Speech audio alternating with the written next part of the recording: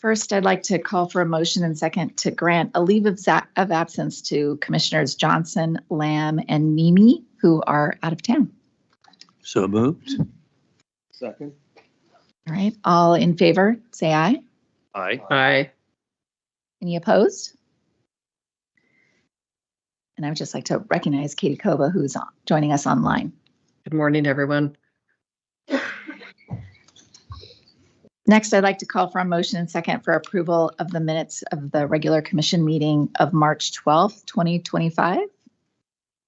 So moved. All right, all those in favor? Aye. Aye. Any opposed? All right. All right, so we'll move into the main agenda and ask Dave Robertson for the Executive Director's report. Any remarks? Okay, thanks, Chair.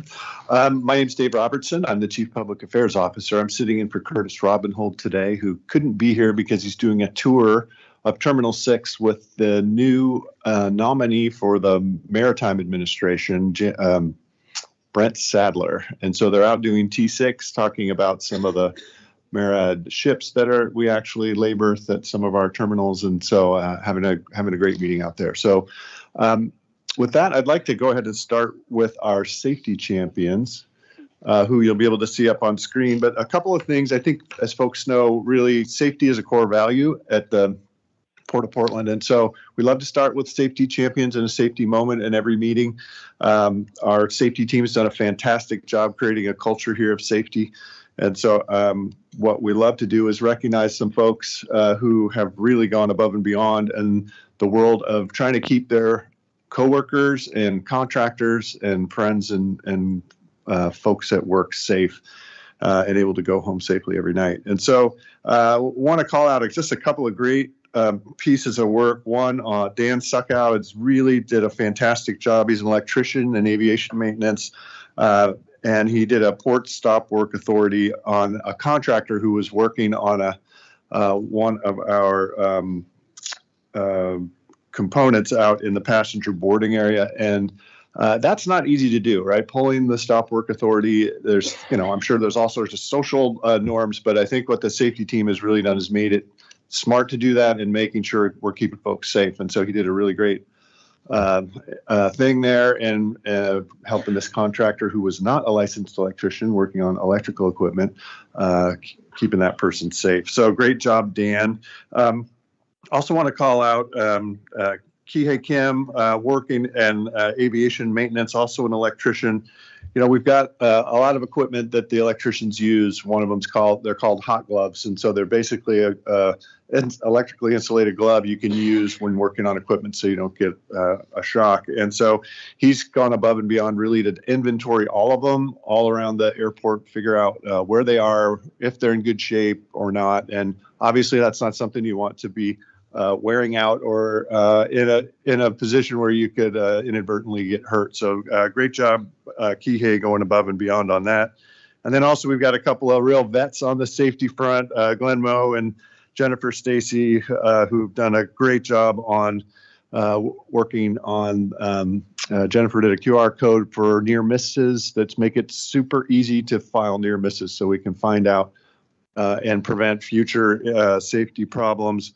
And then Glenn is really working on all of our demo with Vince and the team, really gone above and beyond to figure out a way to minimize noise, dust, dirt, and other hazards for folks. So great job to that team. And what I'd like to do now as we start our meeting is have Jennifer Guild come up and talk a little bit about our safety moment. So thanks, Jennifer, for coming in. Thank you. Well, that's an old picture.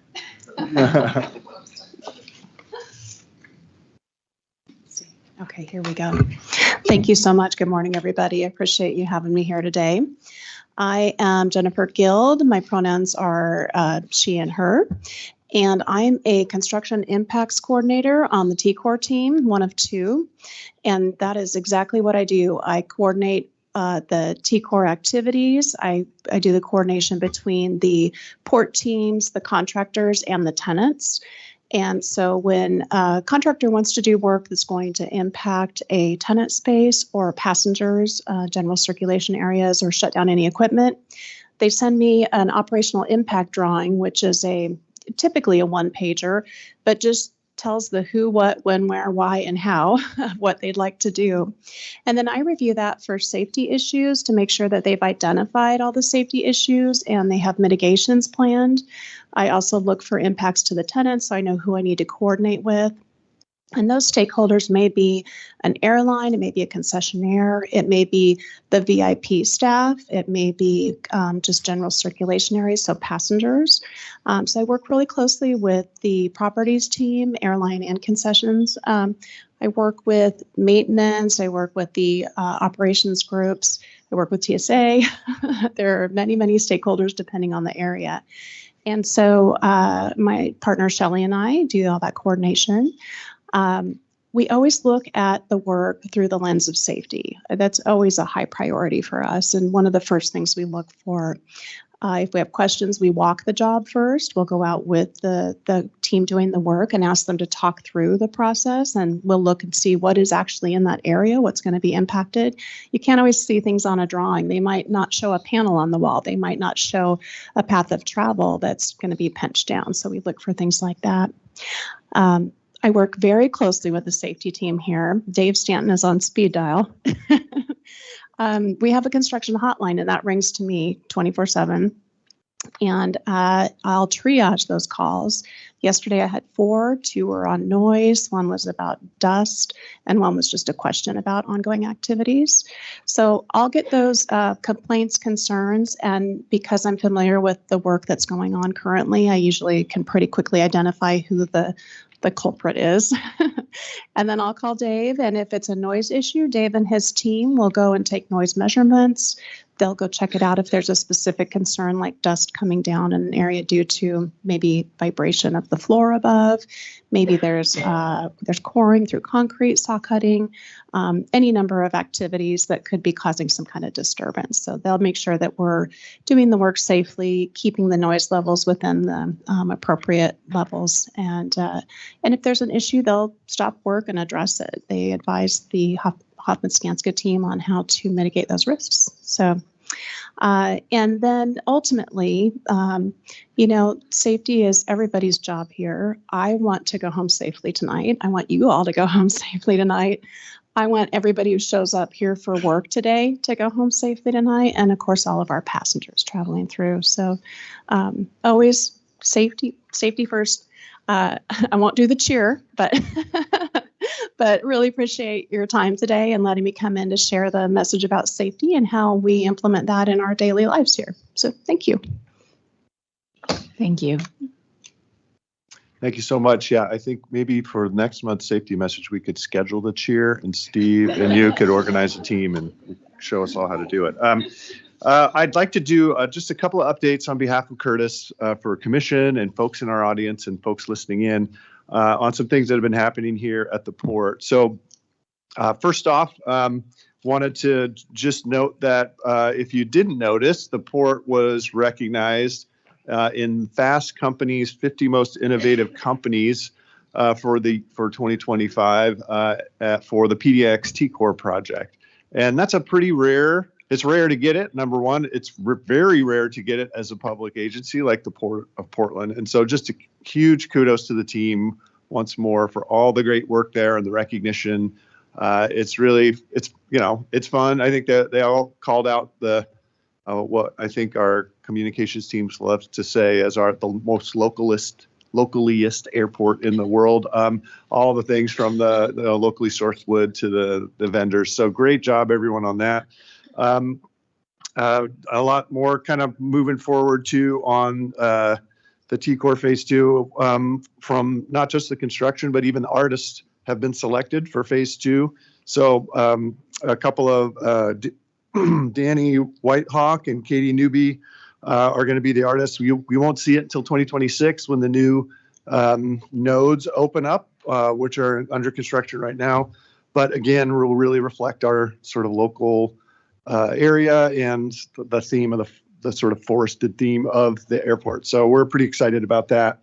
We had a great PDX 2045 open house I think, as you know, the planning team is leading the effort to try to look at what's next for PDX in terms of the next 10 years, 10 to 20 years of planning. And so they had a great open house on March 19th. 50 people showed up.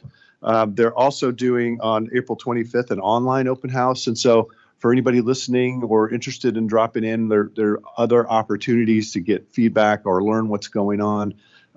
So that's pretty exciting.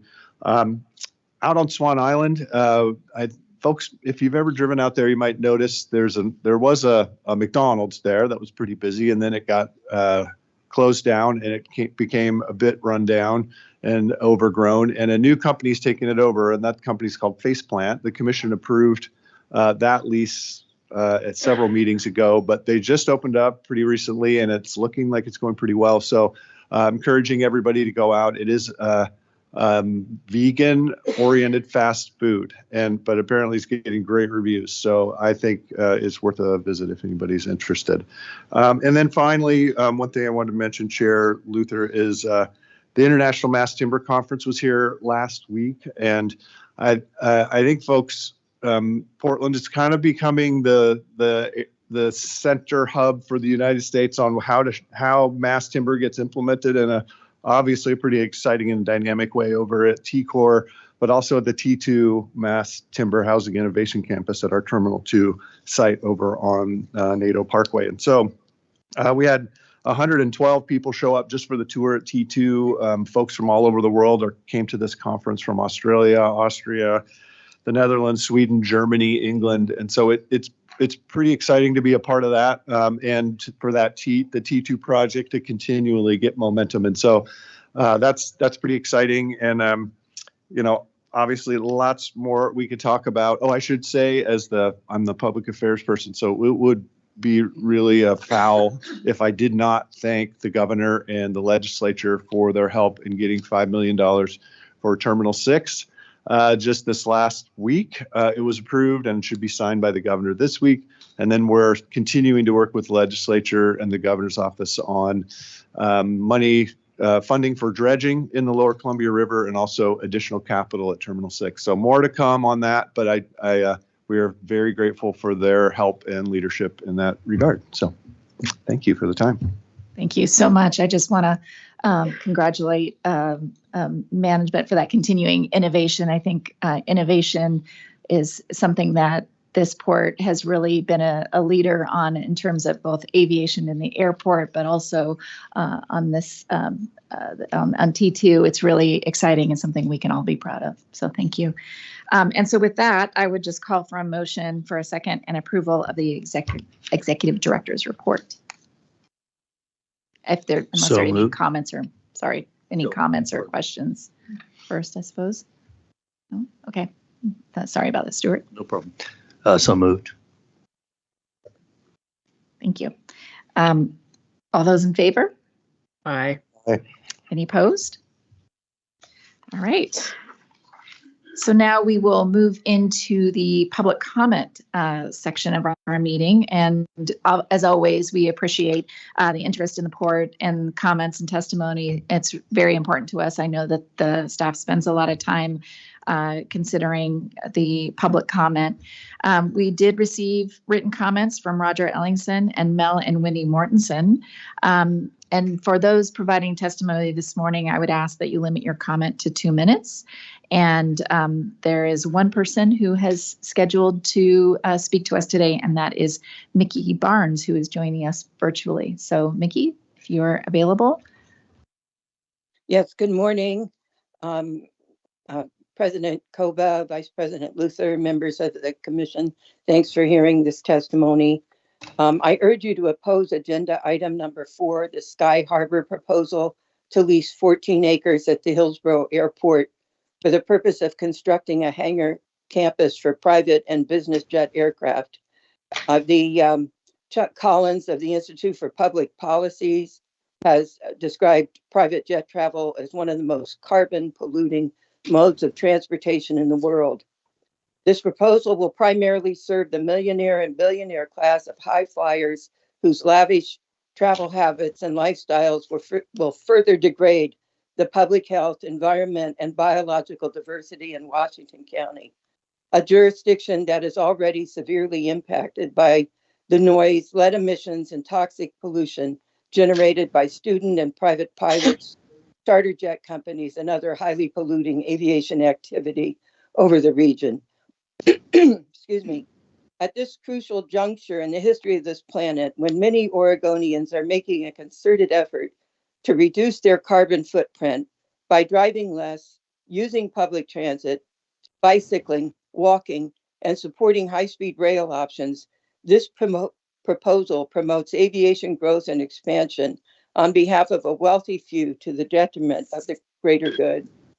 A new international study from Sweden found that carbon dioxide emissions from private jet travel surged 46% between 2019 and 2023, with 68.7% of the private jets registered in the United States. Each of the individuals, there's roughly 256,000 people worldwide that own private jets. That's roughly 0.003% of the population. Each of them produces nearly 500 times more carbon dioxide in a year than the average citizen. If you could just wrap up your comments here. Thank you.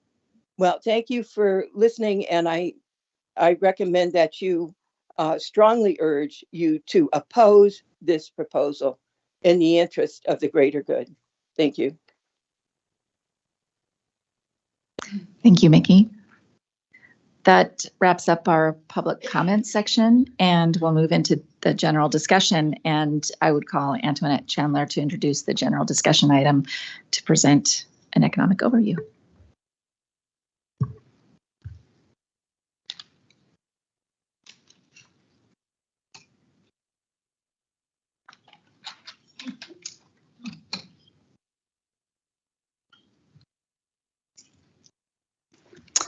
Good morning, commissioners.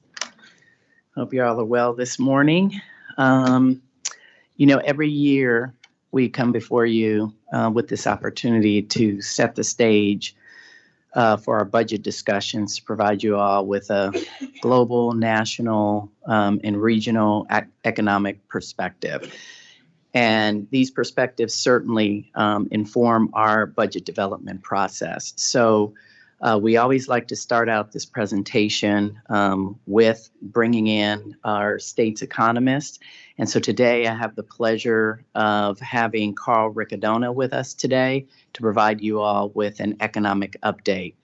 And I think given in times past, we've had different folks in front of you. I at least want to just take a second and give you a little bit of Carl's impressive background. So he's worked as a top economist on a global scale for over 2 decades before joining the Department of Administrative Services in September of 24 as our chief economist. Prior to coming to Oregon, Carl was chief U.S. economist for BNP Paribas from 22 to 24. And then prior to that, Carl worked for Bloomberg Intelligence as the chief economist, and also spent 13 years as U.S. Senior economist for corporate and investment banking with Deutsche Bank Securities in New York. Carl's led highly ranked economic forecasting teams across a broad areas that include monetary policy, labor market dynamics, and inflation. Carl's received his Bachelor of Science degree in engineering from Princeton University, where he studied mechanical aerospace engineering, finance, my love, and economics. And with all of that studying, Carl has the nerve to be an avid gardener, soccer fan, and father of 3. And sounds like he's really thrilled to be here in the Pacific Northwest. And so, as you can see, Carl has extensive experience interpreting the economy and our capital markets. And we're delighted to have him here and incredibly fortunate to have him share his wisdom and insights with us today. So, Carl, thank you for being here, and I'll turn it over to you. Thank you for the introduction, and good morning to the members of the commission. Great introduction. So on the second slide of the presentation, so if we just advance one, just a kind of brief overview of what the Oregon State Chief Economist does. So most people know us for the kicker, but we do a lot more than forecasting revenues for the state, although that is a critical mission. So we're looking at the economic outlook for the state, demographics for the state, housing policy, energy policy, criminal justice, et cetera, et cetera. So without spending any more time on these issues, I like to compare myself to the umpire in a ball game. And so the Office of Economic Analysis has a long history of not even being bipartisan, but being apolitical or non-political. So we just want to emphasize that. I am in the reporting line of the governor. That does not mean necessarily I am a cheerleader of certain policies or whatnot. We call it like we see it, with a very clinical approach. My goal anytime I'm speaking is at the end of the discussion, folks can't quite figure out where my politics are, who I supported at the federal level or state level, et cetera, et cetera. So very clinical, apolitical approach. The umpire is, I think, the way we should think about this. And so advancing then to the next slide, it's early in the morning for some math, but we'll throw out some rough math for you to think about. Obviously, it's been a very dynamic environment over the last couple of weeks, specifically with respect to the tariff announcements. So you're seeing lots of headlines in the newspaper or national news or whatnot, just to contextualize this. So how my office is thinking about this, and a lot of economists are thinking about this, a tariff is a tax increase. Now, there is a open debate on who is the payer of that tax, but we know the design of a tariff is intended to be a tax paid as product enters this country. So to put some numbers around that, if we take all of the tariffs we saw in the Rose Garden on the placard last week and things announced before that, and apply it to various countries and what their import flows into the country are, we can come up with an effective tariff rate. The tariff rate, as we stand presently, is estimated to be in the vicinity of about 25%. So an easy way of thinking, to think about how this is impacting the economy, right? We, from the post-World War II period to present, it's really been an environment of trade liberalization. So we don't have a great recent precedent to say, well, when tariffs go up, this happens in the economy. And so most people look back to the Hawley-Smoot tariffs during the Great Depression. Of course, it was a very different economy, very different landscape at that time. So I'm cautious not to look too deep into history for the precedent. But we have lots of examples of changes in tax policy where we can see a tax cut does X or a tax increase does Y to the economy. So if we have that effective tariff rate of, let's say, 25%, and we look at how many imports came into the country last year, so this is where it gets a little math heavy, so just bear with me. It was about $3.3 trillion of inputs in the GDP accounts last year. You don't have to do the math. It's about 750 billion, right? So when we think about what has happened in the economy in the last couple of weeks, it is effectively a tax increase on the order of 750 billion. Sounds like a big number. Let's put it in the context of what the economy did last year. And so 2024 GDP, the economy grew about 2.5%. In dollar terms, that's an increase of about 1.4 trillion, right? So 750 billion, about half of 1.4 trillion. So if you're just playing armchair economist and you want some kind of general perspective of what this would do to the economy, we grew 2.5% last year. Tariffs eat up about half of that expansion in the economy. So depending what we do with tariff revenue and if it's offset with tax cuts elsewhere or other policies, for example, the Federal Reserve cutting interest rates or something of that nature, the first pass here, you take that growth rate of last year and chop it in half. So if we're talking about 2.5, then the growth rate for this year is looking like something in the low 1% territory. This is actually consistent. So there's the general math. Let's see if it matches kind of what analysts and forecasters are saying. At the start of this year, forecasters were looking for U.S. GDP growth of about 2% this year. More recently, forecasts have been drifting in the direction of kind of low 1% territory. So I think we'll see a lot of forecasters at 1% for 2025. In the relatively near term. Now, this doesn't necessarily incorporate all of the nuance, right? The retaliatory tariffs are aimed to hit specific pain points in the U.S. economy to make an example and whatnot. So the impact could be even larger. We've gone from 2.5 down to 1.2. Retaliatory tariffs push that further. So now we're talking about sub 1% type of growth in the economy. This has big consequences for earnings of companies, and this is why we see the reaction we're seeing in things like the stock market. That's a discounting mechanism of future earnings. And so if you're going from a world where you thought we would be growing 2% to a world where we're growing 1% or less, then you reprice those earnings accordingly. Stocks move lower. That's in fact what we've seen over the last week in a pretty significant fashion. Since we're at the airport, I can torture the analogy of a jumbo jet.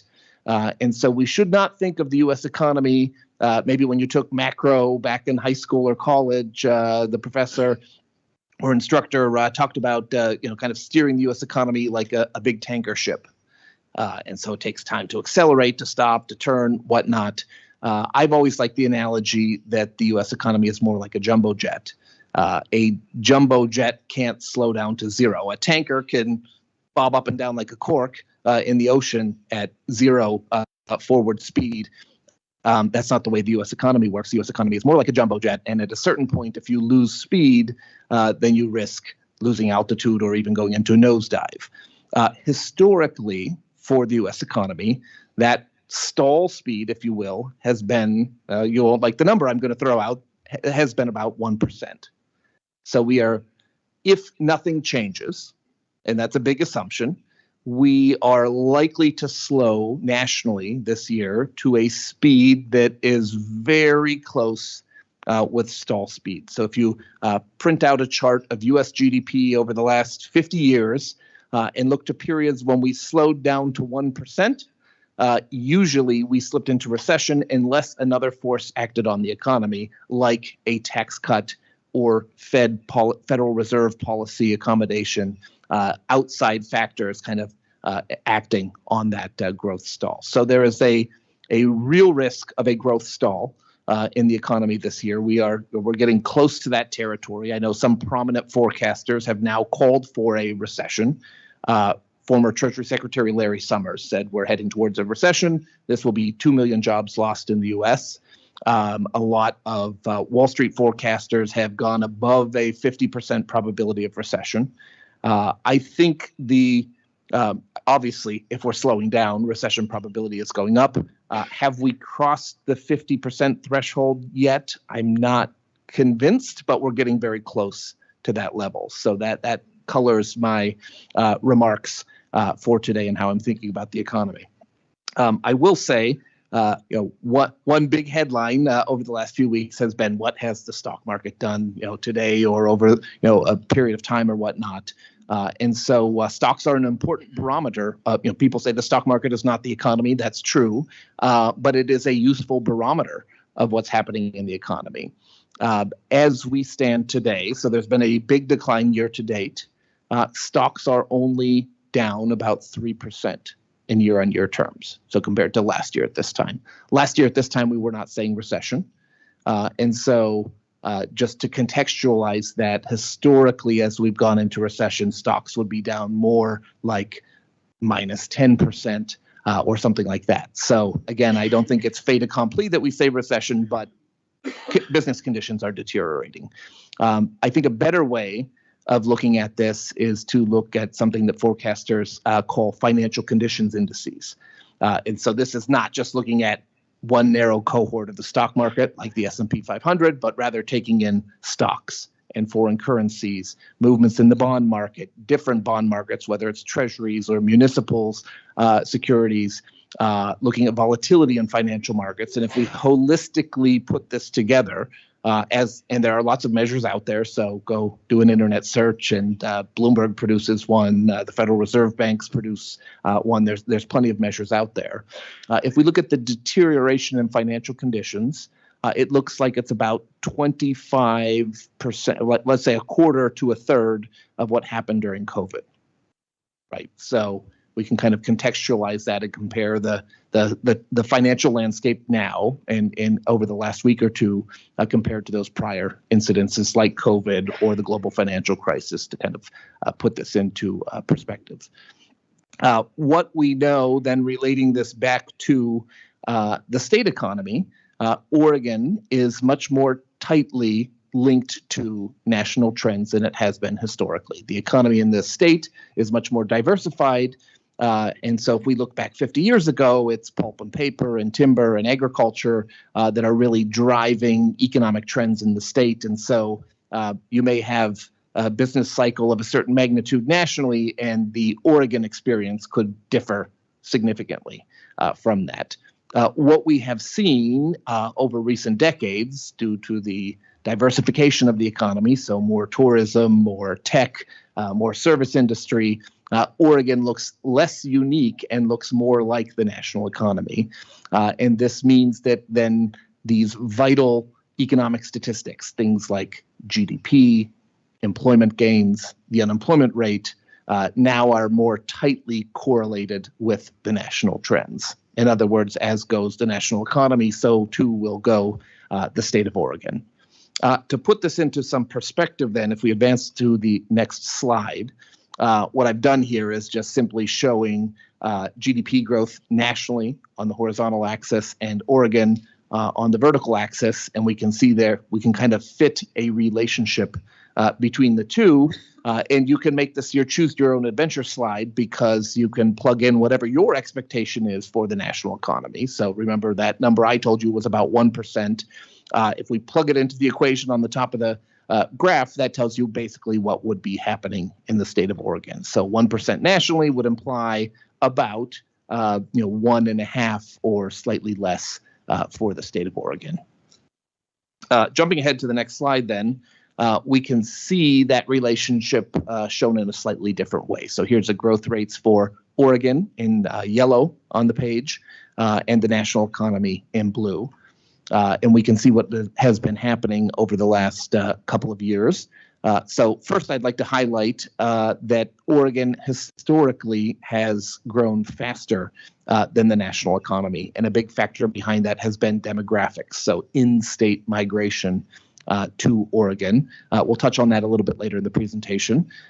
Nonetheless, what I show over the last year or so is that Oregon has been underperforming relative to the national trends. So what I showed you in that prior chart was relationships over time. Typically, Oregon outperforms, but not always.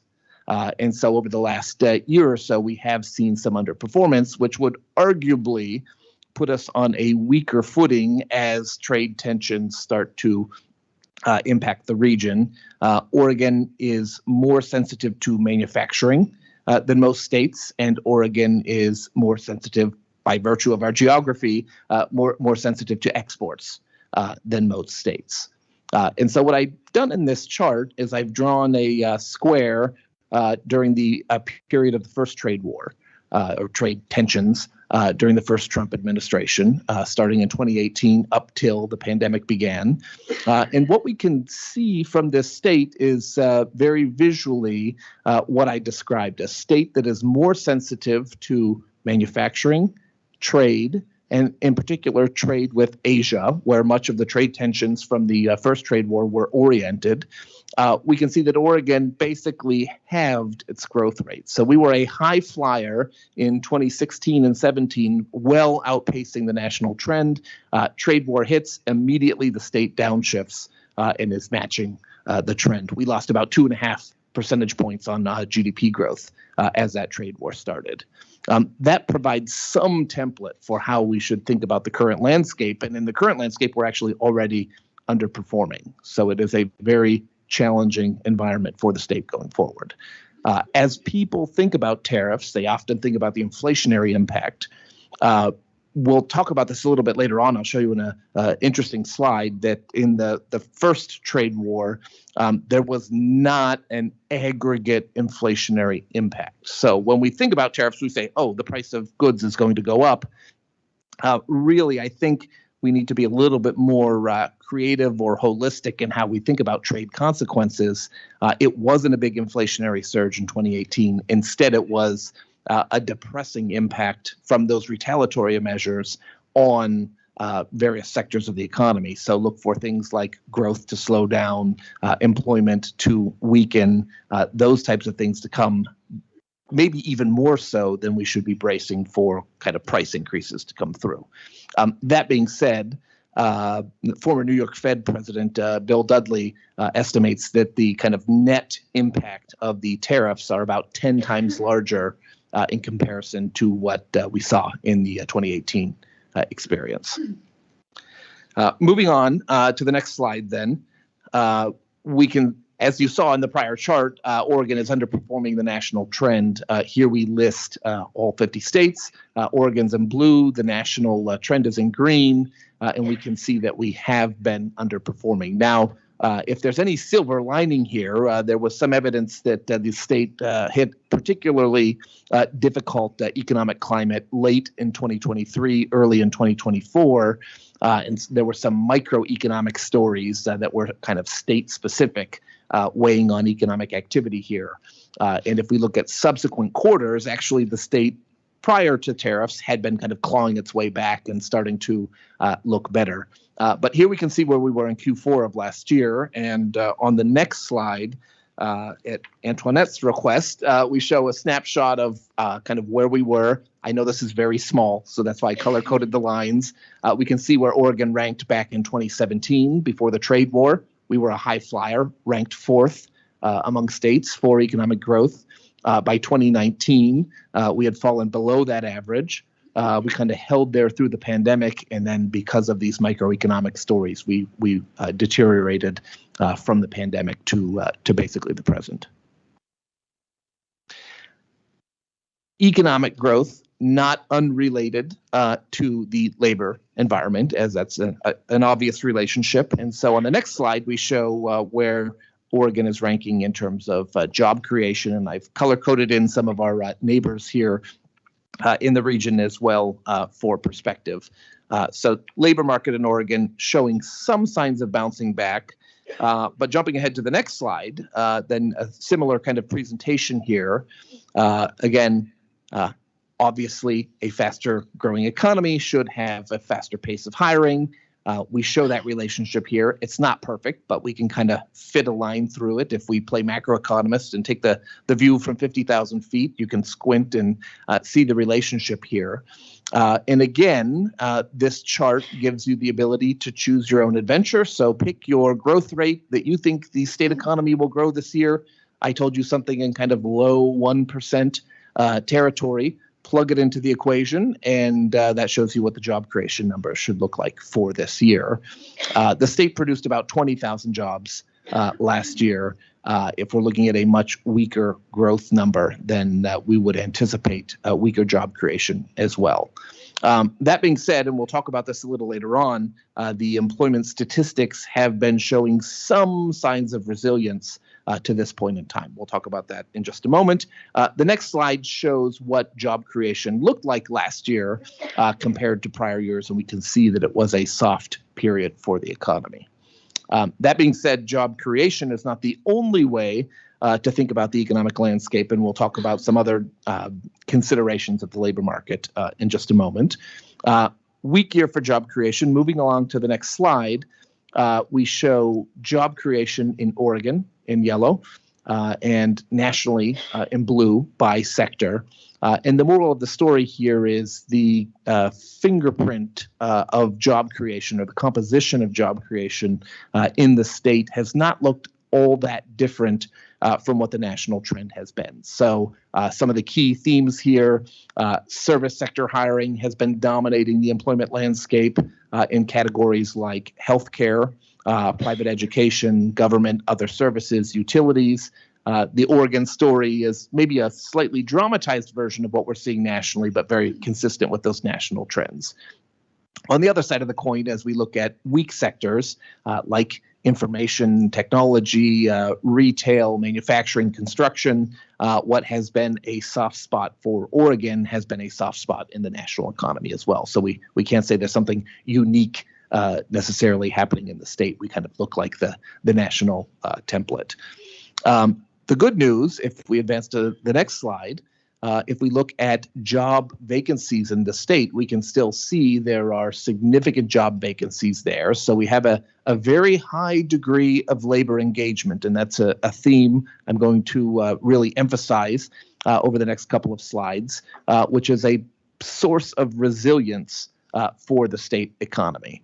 And so here we can see job vacancies. So with a healthy amount of job vacancies, this should be an encouraging signal that folks who are losing employment in some of those weaker sectors will at least be able to find other sources of employment. Now, it may not be at the same pay or benefit, those sorts of positive elements, but they are able to keep paychecks rolling in to support their financial situation.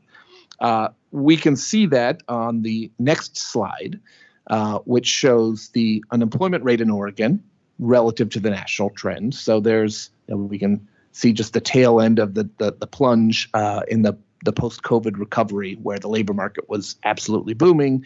The Oregon unemployment rate has drifted higher a little bit more than the national trend. We had a jobs report just last Friday, well above even the most optimistic forecasts that were submitted. And so 228,000 jobs created in the U.S. economy. So again, prior to the start of the tariff tensions, pretty decent economic footing nationally.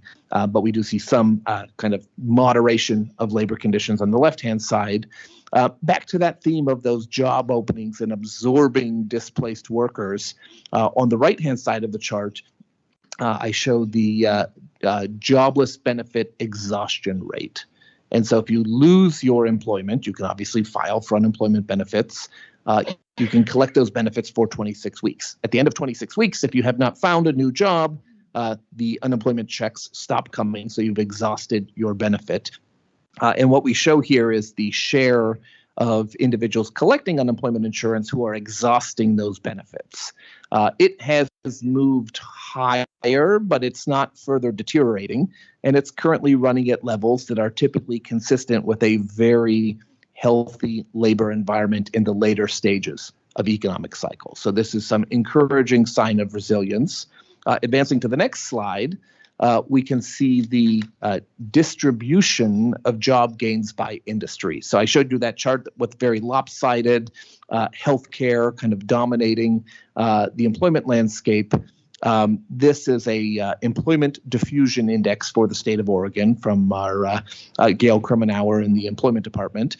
And this shows the basically the breadth of job creation. So, of course, as an economist looks at an economy, we want to see the engines firing on multiple cylinders, not just in a few narrow sectors. And what we can see is towards the end of last year and the start of this year, we have seen that job creation spreading out beyond just private healthcare. So that was, again, pre-tariff, an encouraging sign for the state economy. Moving along to the next slide then, I mentioned labor engagement and how this is a source of resilience for the Oregon economy. And so if we look on the left-hand side, now economists, we're called the dismal scientists, so we always focus on the negative news. But by doing that, when we talk about the labor market, and I'm guilty as charged, we talk about the unemployment rate. Well, if we look at the inverse of that, the employment rate or the employment to population ratio, that's what I'm showing on the left-hand side of the chart here. And so if we look for total population in the state, we can see in the yellow line there, big recovery post-pandemic, and we're running at levels basically that we haven't seen in the state since the housing bust back in 08, 09. So this tells you a high share of the state population is working. The blue line is prime age workers, so 25 to 54 years of age. That's standard definition, not my definition of prime age. And we can see prime age workers are basically at the highest level since 2000. So there's been a very important structural, not cyclical, structural change in the state economy where we see more labor engagement. Related to this is the labor force participation rate, so the number of individuals who either are employed or looking for work, and we see kind of similar trends. And I break out prime age, and we see that we're at levels that are really highest on record in the case of prime age, or at least in modern history for the state. A big factor behind this is female labor force participation, and this is related to employment flexibility, so flexible remote work arrangements. Oregon is ranked number 2 nationally for flexible work arrangements. Colorado's number 1, Oregon's number 2. And what we know from survey data, this is not my editorializing, this is from Pew survey data, that during the pandemic and the post-pandemic recovery period, females bore a greater burden of childcare and elder care. And in a remote work environment, they are more likely to be able to be engaged in the labor force. So if we look at male participation rates, they're kind of moving sideways, in some cases even drifting lower. The advent of all the flexibility around remote work schedules, which is obviously a selling point of coming to Oregon, has been very favorable for female participation. And so by having this high degree of labor engagement, the economy is more able to withstand the potential headwinds from things like tariffs and other economic disruptions. Advancing to the next slide then, here we show, we'll focus on the left-hand side of this chart, job creation by city, rural, and secondary metro areas relative to pre-pandemic levels, so February of 2020. And we can see that the strongest employment gains have been in secondary metros, followed by rural counties, and then the Portland metro area has been the laggard on the job creation front. That's a whole discussion for another day of urban doom loops and whatnot. I'll if there's questions, we can briefly touch on that. Moving ahead to the next slide then. Here we show unemployment filings on the left-hand side. And so what I'm doing here is overlaying the current year in red compared to prior years. And so we can, this is one of the most timely barometers of what's happening in the economy. So unfortunately, economists are stuck with the economic data at hand.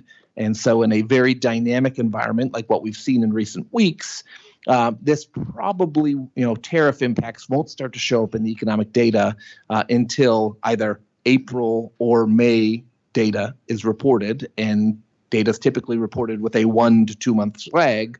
So when you're thinking about when will I see this in the monthly jobs report or GDP statistics or whatnot, it really won't be showing up until June or July. So that's a very long wait to see hard economic data, which means in the interim, we're trying to read the tea leaves of industry anecdotes, performance in financial markets, those types of signals of potential economic distress. One thing that we get in a very timely fashion is the weekly unemployment filings, both nationally and at the state level. Every Thursday morning at 5:30 in the morning, you can wake up and see what the latest jobless claims numbers are.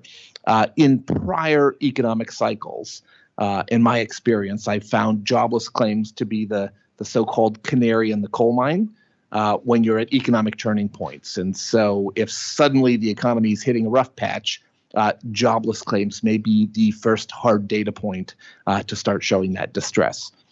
What I've done here on the left-hand side is shown recent years, kind of what happens in the state. So it's very choppy. There's seasonal patterns here with agricultural workers or construction workers getting laid off when we get bad weather in the winter. Lots of teachers, teachers aren't laid off at the end of the school year, but lots of folks related to education, bus drivers, for example, may be and can file for those benefits. So there are kind of strange seasonal patterns over the course of the year. What we can see in the red line is that 2025 is not looking all that different from prior years to this point in time. So there's lots of headlines about, Department of Government efficiency layoffs, and workers are let go and some are called back. Very difficult to kind of understand what the bottom line is on all of these dramatic news headlines. I like to joke, pardon my French, there's lies, damn lies, in economic statistics. And so when you're watching this, this hurricane of news headlines, to get a true read of what's happening with DOGE cuts, for instance, we look at the jobless claims numbers, and that tells us what's really happening. This is not to minimize the fact that there are DOGE cuts happening in the state of Oregon, and the eastern part of the state is more sensitive to federal employment, so that region is more impacted by the cutbacks that are happening. But we can see in the jobless claims numbers that a lot of those individuals are getting reemployed elsewhere.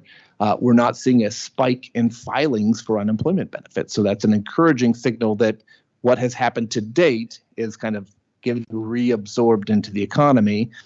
We see, and the reason for that is that jobs vacancies chart I showed you, where there are lots of job openings available. So at the moment, things look okay, but I've also given you a pretty austere outlook of decelerating growth, the implications for job creation, and how we will have to be watching that very closely in real time as the situation unfolds.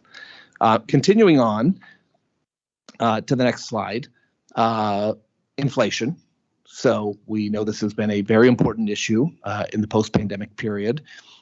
Here I show you the consumer price index. If you tune in at 5:30 tomorrow morning, you'll get the latest print for the month of March. As it's reported. But here is the trend we've seen in recent history. And so if we think of the total height of all these bars of varying colors, that's the actual inflation rate in the economy. And then the color coding shows you who is responsible for what, whether it's food and energy, services, goods, et cetera. And so I show this for two reasons. One, we can kind of get a perspective of what has been happening post-pandemic. The inflation numbers have been improving. The Federal Reserve is trying to get us back to 2% inflation. We're not there yet, so their work is not done. And if you start cutting rates when you're not back to target, that's a good recipe to kind of never get back to target. And so this is a reason why the Fed has been somewhat stalwart in terms of responding to what's happening in the economy. Doesn't mean they won't respond ultimately if conditions continue to deteriorate, but this is the reason that they're foot dragging at the moment. And we heard as much from Fed Chair Jerome Powell last Friday when he was speaking. The other point of this chart, if we look, I started in January 2018. That's when the first trade war was starting. So it was steel and aluminum, it was washing machines, solar panels, and then expanded into a lot of Chinese imported goods.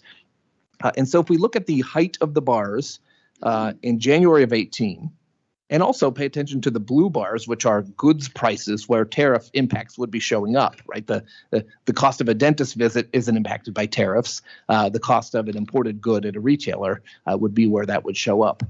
So the blue bars are really not very prominent in the 2018 to 2020 period, telling us that when we think back to my earlier point of who's paying the tariffs, it's not always consumers that pay it.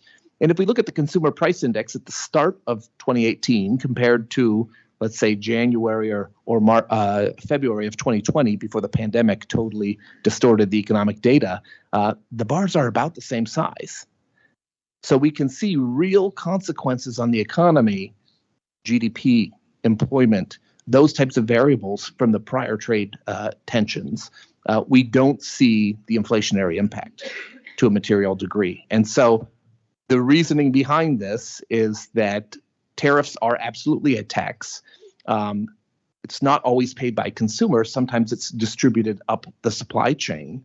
And so foreign producers, there may be a foreign exchange adjustment that buffers some of those tariffs. There could be government subsidies that help to buffer the tariff pain.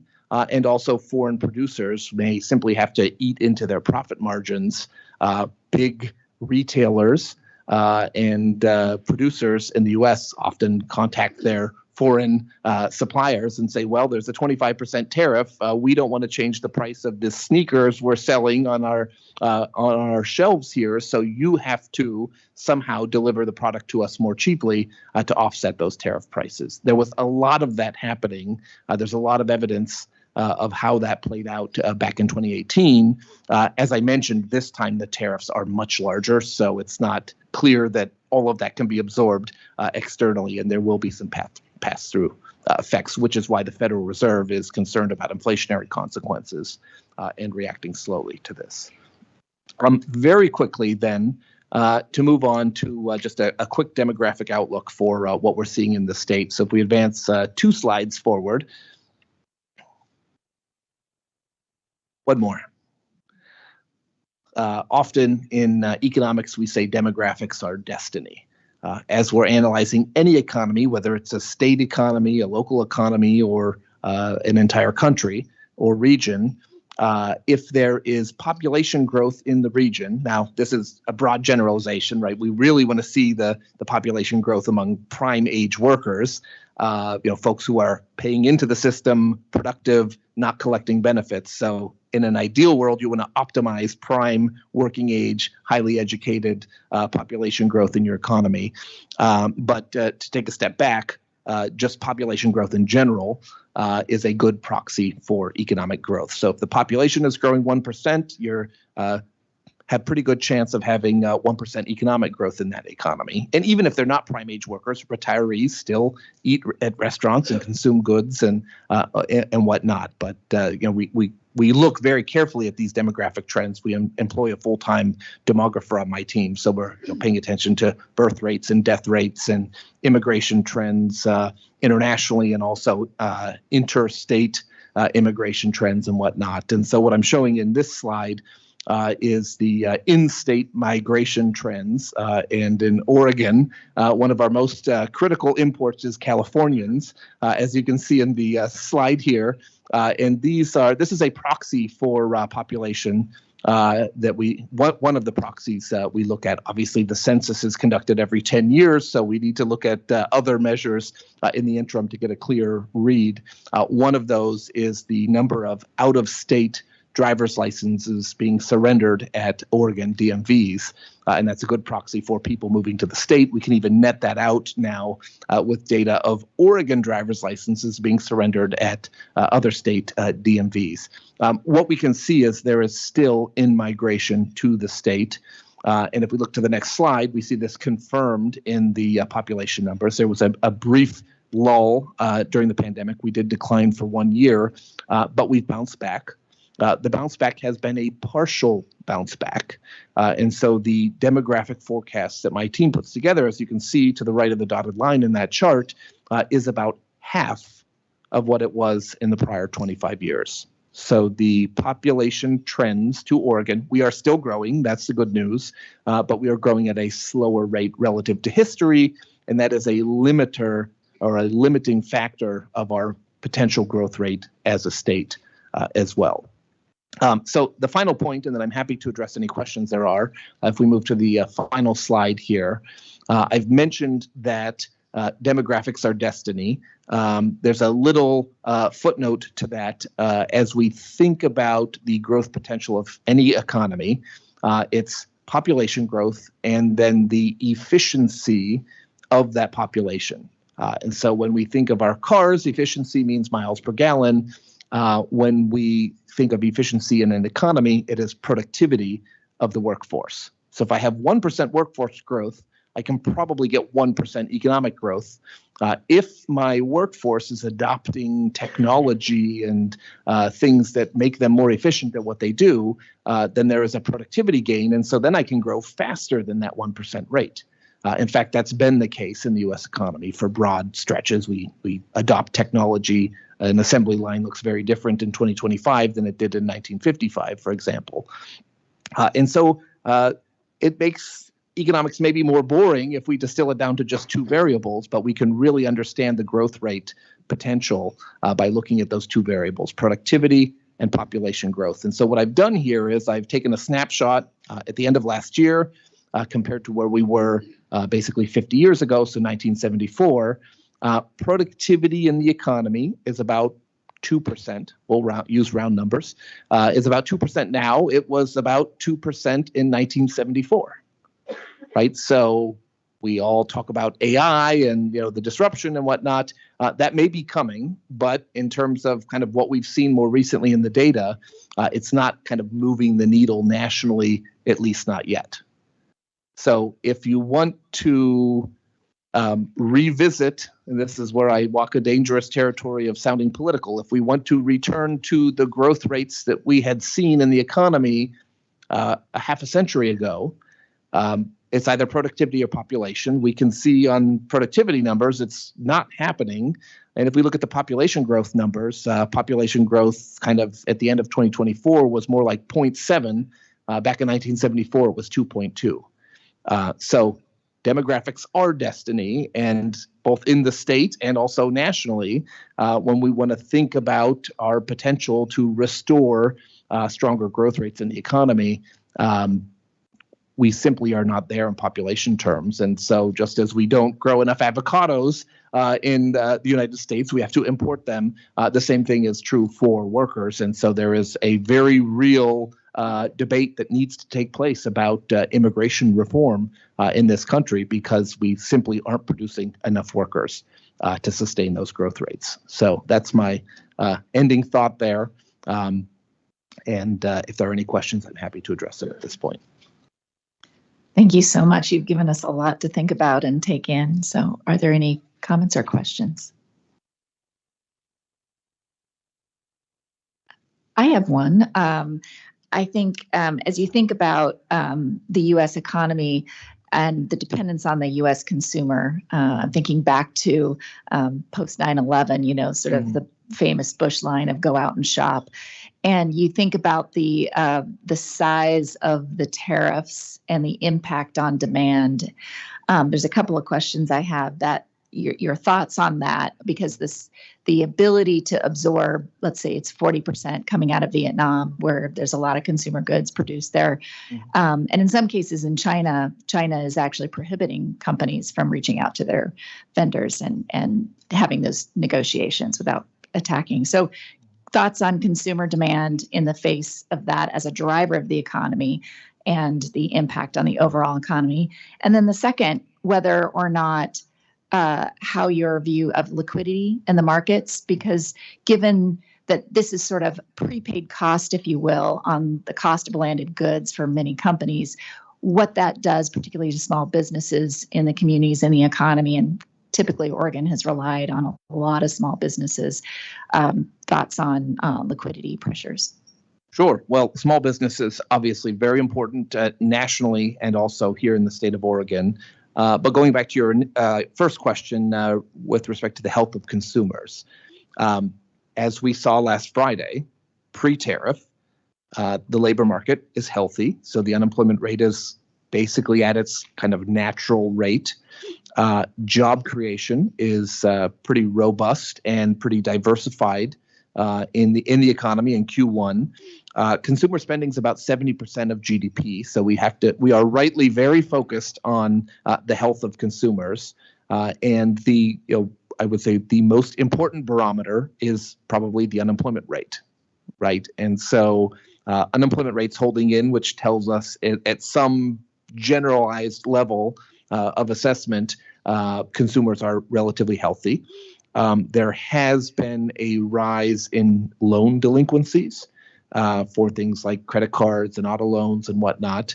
That bears watching, but we see lots of headlines that say loan delinquencies are at a record high level, and they're just giving you a dollar value of loan delinquencies, and we always have to put that in the context that the economy has also grown as well. And so there We're very low delinquencies post-pandemic. There's some normalization that was that was inevitable to occur. We need to see if it's flashing yellow or flashing red. What we've seen to this point in terms of consumer stresses, I think is more in the kind of flashing yellow to orange category, not red. And as you build any consumer distress or delinquency model, over the 25 years I've been forecasting, the unemployment rate is always a critical variable. So really, it's labor conditions that matter so much, right? It's those paychecks are what are propping up that 70% of GDP that is consumer spending, and so the sanctity or the intact trends on employment income is really going to be a key driver that we need to be focused on. Post-pandemic, economists have been surprised time and time again by the resilience of consumers.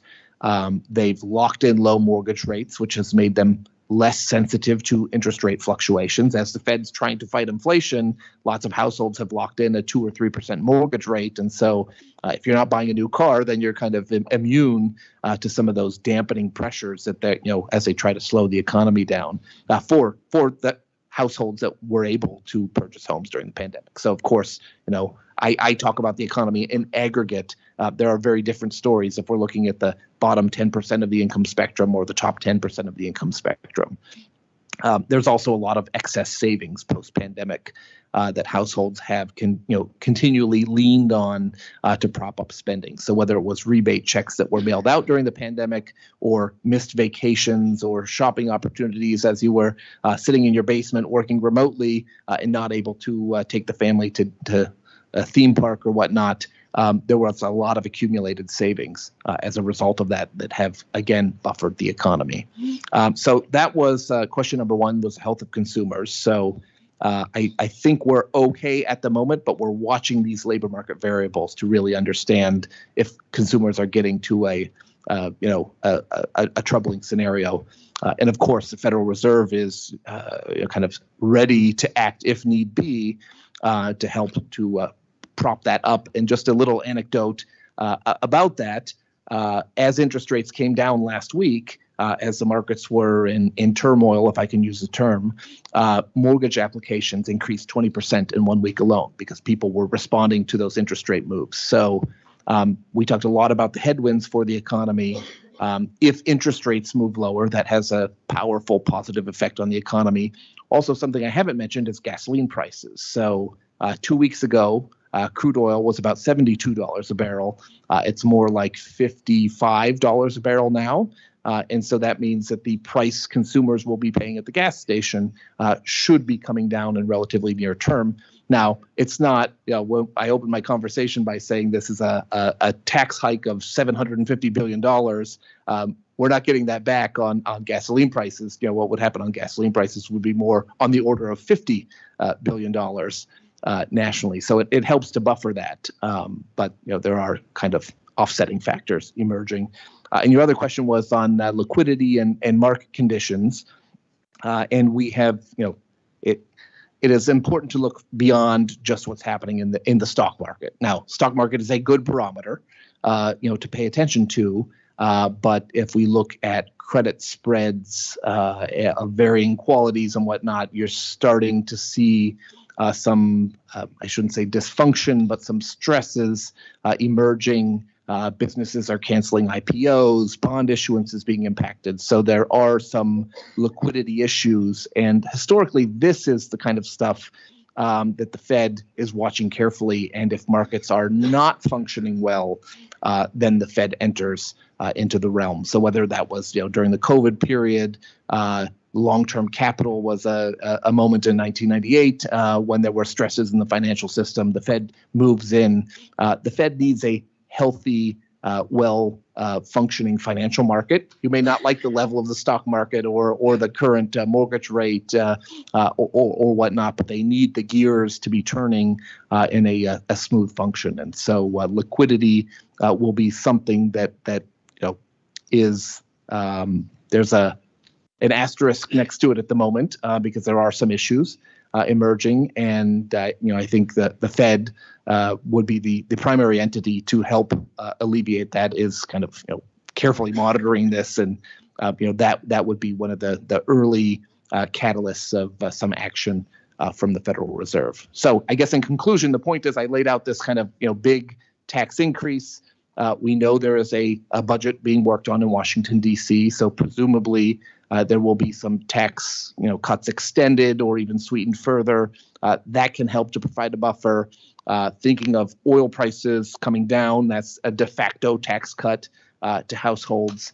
There are buffering factors, and of course the administration is working on now negotiating or renegotiating trade agreements. So that 750 number I gave you will come down to the extent that the administration does renegotiate trade deals and lower those effective tariff rates. I know Japan is kind of at first in line based on what the administration is saying, but we'll be watching that very carefully. So gave you kind of a preconditions, and then we'll watch how the complexion of that changes with all of these other factors. Luther, I have one little pointed question. Thank you for coming. So you concluded the presentation with productivity and population growth. Mm-hmm. And our population growth is less than 1%, 0.5%, and productivity is flat. And I wonder, in a state where this economic data is coming into the buzzsaw of culture here, if you've ever seen a state that has a cultural anti-growth posture, right? Come visit, but don't stay.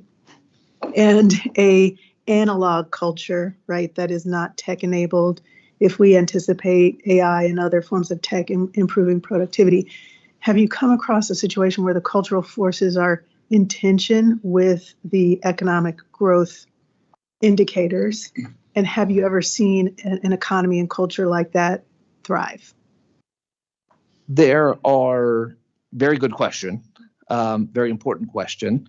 I wouldn't, I don't necessarily want to generalize that Oregon is anti-tech or anti-growth, but I certainly have heard elements of that from some factions in my time as state economist. So I think it's very important to think about the business climate or the economic culture in the state. States have different levels of unionization, different views around environmental regulation and whatnot. And so you get two very different outcomes based on your philosophy on education, for example, or other types of key variables that can be moved at the state level. So I certainly have encountered it. It is different state by state. I would be, a little bit loath to describe Oregon as analog or anti-tech. But I want to get at that. And tech has played a very important role in the state, right. Semiconductors and other technologies. So. Right, but there's something, some cultural aspects to how we respond to this data, right? We have to grow and we have to become more productive, right? In order to, in your model, to keep the economic activity growing and evolving and improving. So what happens, with those cultural factors? Or have you seen a culture like this do really well? What kinds of economy? I think there are important questions. And I face these. I will say I have encountered questions of the nature you're describing more since I've come here than I have in other places. So there is definitely a vocal faction that is rightly asking questions. How many people can the state support? And, we have so much preserved land in the state, then how do we expand? There's obviously a housing issue that is a big priority of the governor, and rightly so. And so how do we address these issues? And again, I turn back to the kind of demographic story, where if you look at the kind of hourglass of what age are Oregonians and what does that look like, you can't have a no growth policy or an anti-growth policy if you want to have significant government programs and initiatives that try to address things like education or infrastructure or climate, housing, all of these very high-profile projects. So if you're willing to say we're willing to let government programs atrophy as the working age, it boils down to the basically prime working age individuals who are the prime taxpayers compared to those who are collecting benefits, either unemployed or older or the very young. And so if you are not going to have pro-growth policies, then you will not have a strong economy and you will not have the tax revenue to support initiatives like pre-K or benefits for seniors or those who are unable to work. So that's the critical question. And when I frame it that way, then a lot of the folks who say we don't want more population growth or we shouldn't be promoting the economy so much, then kind of take a step back and say, oh, I see the perspective here, right? Mm-hmm. Tax revenues are a function of the economy. And if you want to do something ambitious with tax revenues, then you need ambitious economic growth to support that. Thank you. Any other questions? Yes, go ahead. Okay. Two questions. One is related to, clearly there is a restructuring of the global order. And as this is happening, do you see any silver linings in terms of what it might mean in terms of more manufacturing, maybe semi-led, maybe something else, in terms of the economic picture in Oregon? So that's one question. The other one is, you mentioned that, we are approaching stall speed. I appreciate the aeronautics engineering metaphor there. So given that we're approaching stall speed and some of the once in a lifetime things like trust in the US dollar as a reserve currency or trust in treasury paper, what roles would that play in terms of economic forecasting? Two very important questions. First of all, the silver linings of tariffs. And so I think there's a penchant for, maybe extremism in some of the media takes on what's happening, right? The adage in the media industry, if it bleeds, it leads. So you start with the worst possible consequences. There are two sides, obviously, to the coin. And so my office, because we are apolitical and try to be very clinical, we're very carefully watching the pain as it evolves, but we're also very receptive to the potential silver linings. And so if a foreign producer is made less competitive by a tariff, the entire intention of the tariffs is then to promote or protect domestic industry.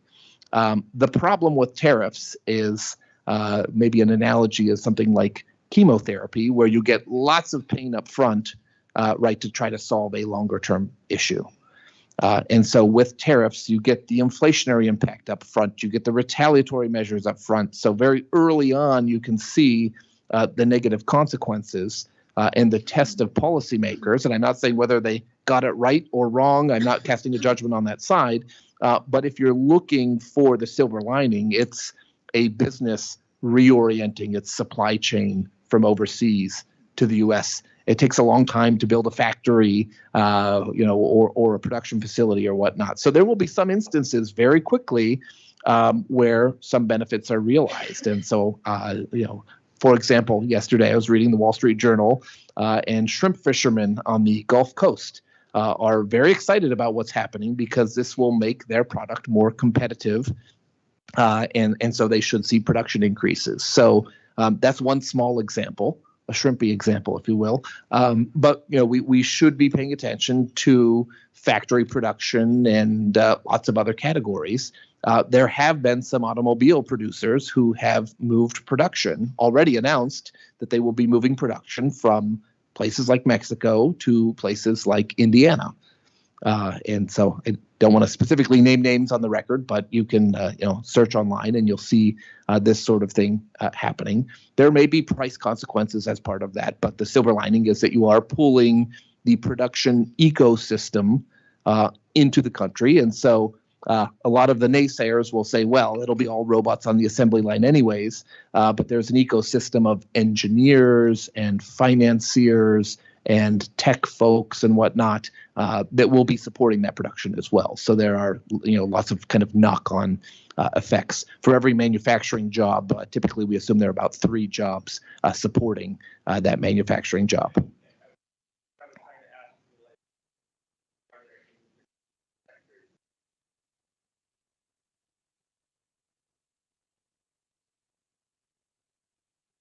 I would specifically watch, industries that faced a lot of significant international cost pressures, but still are able to be competitive. So in some very, I hate to say low value industries, but in industries where you're producing, I don't know, to make an example, a toy or, a small quality trinket, it may be never possible for a U.S. worker to compete with the wages of the workers in the countries that are producing those items.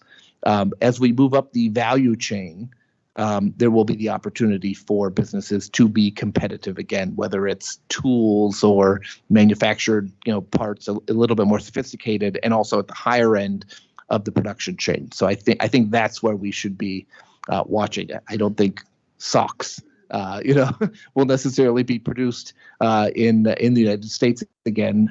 But if we're talking about tools and manufactured product, I think there's an opportunity there to see a rebound, as we already see in some of these headlines from the automobile sector, for example. Your other question was about the sanctity of Treasury securities and the U.S. dollar. Of course, the more we use I don't want to say weaponize, but the more we use the dollar as a tool of leverage, whether it is economic sanctions that are used too broadly, then those other parties find other ways around.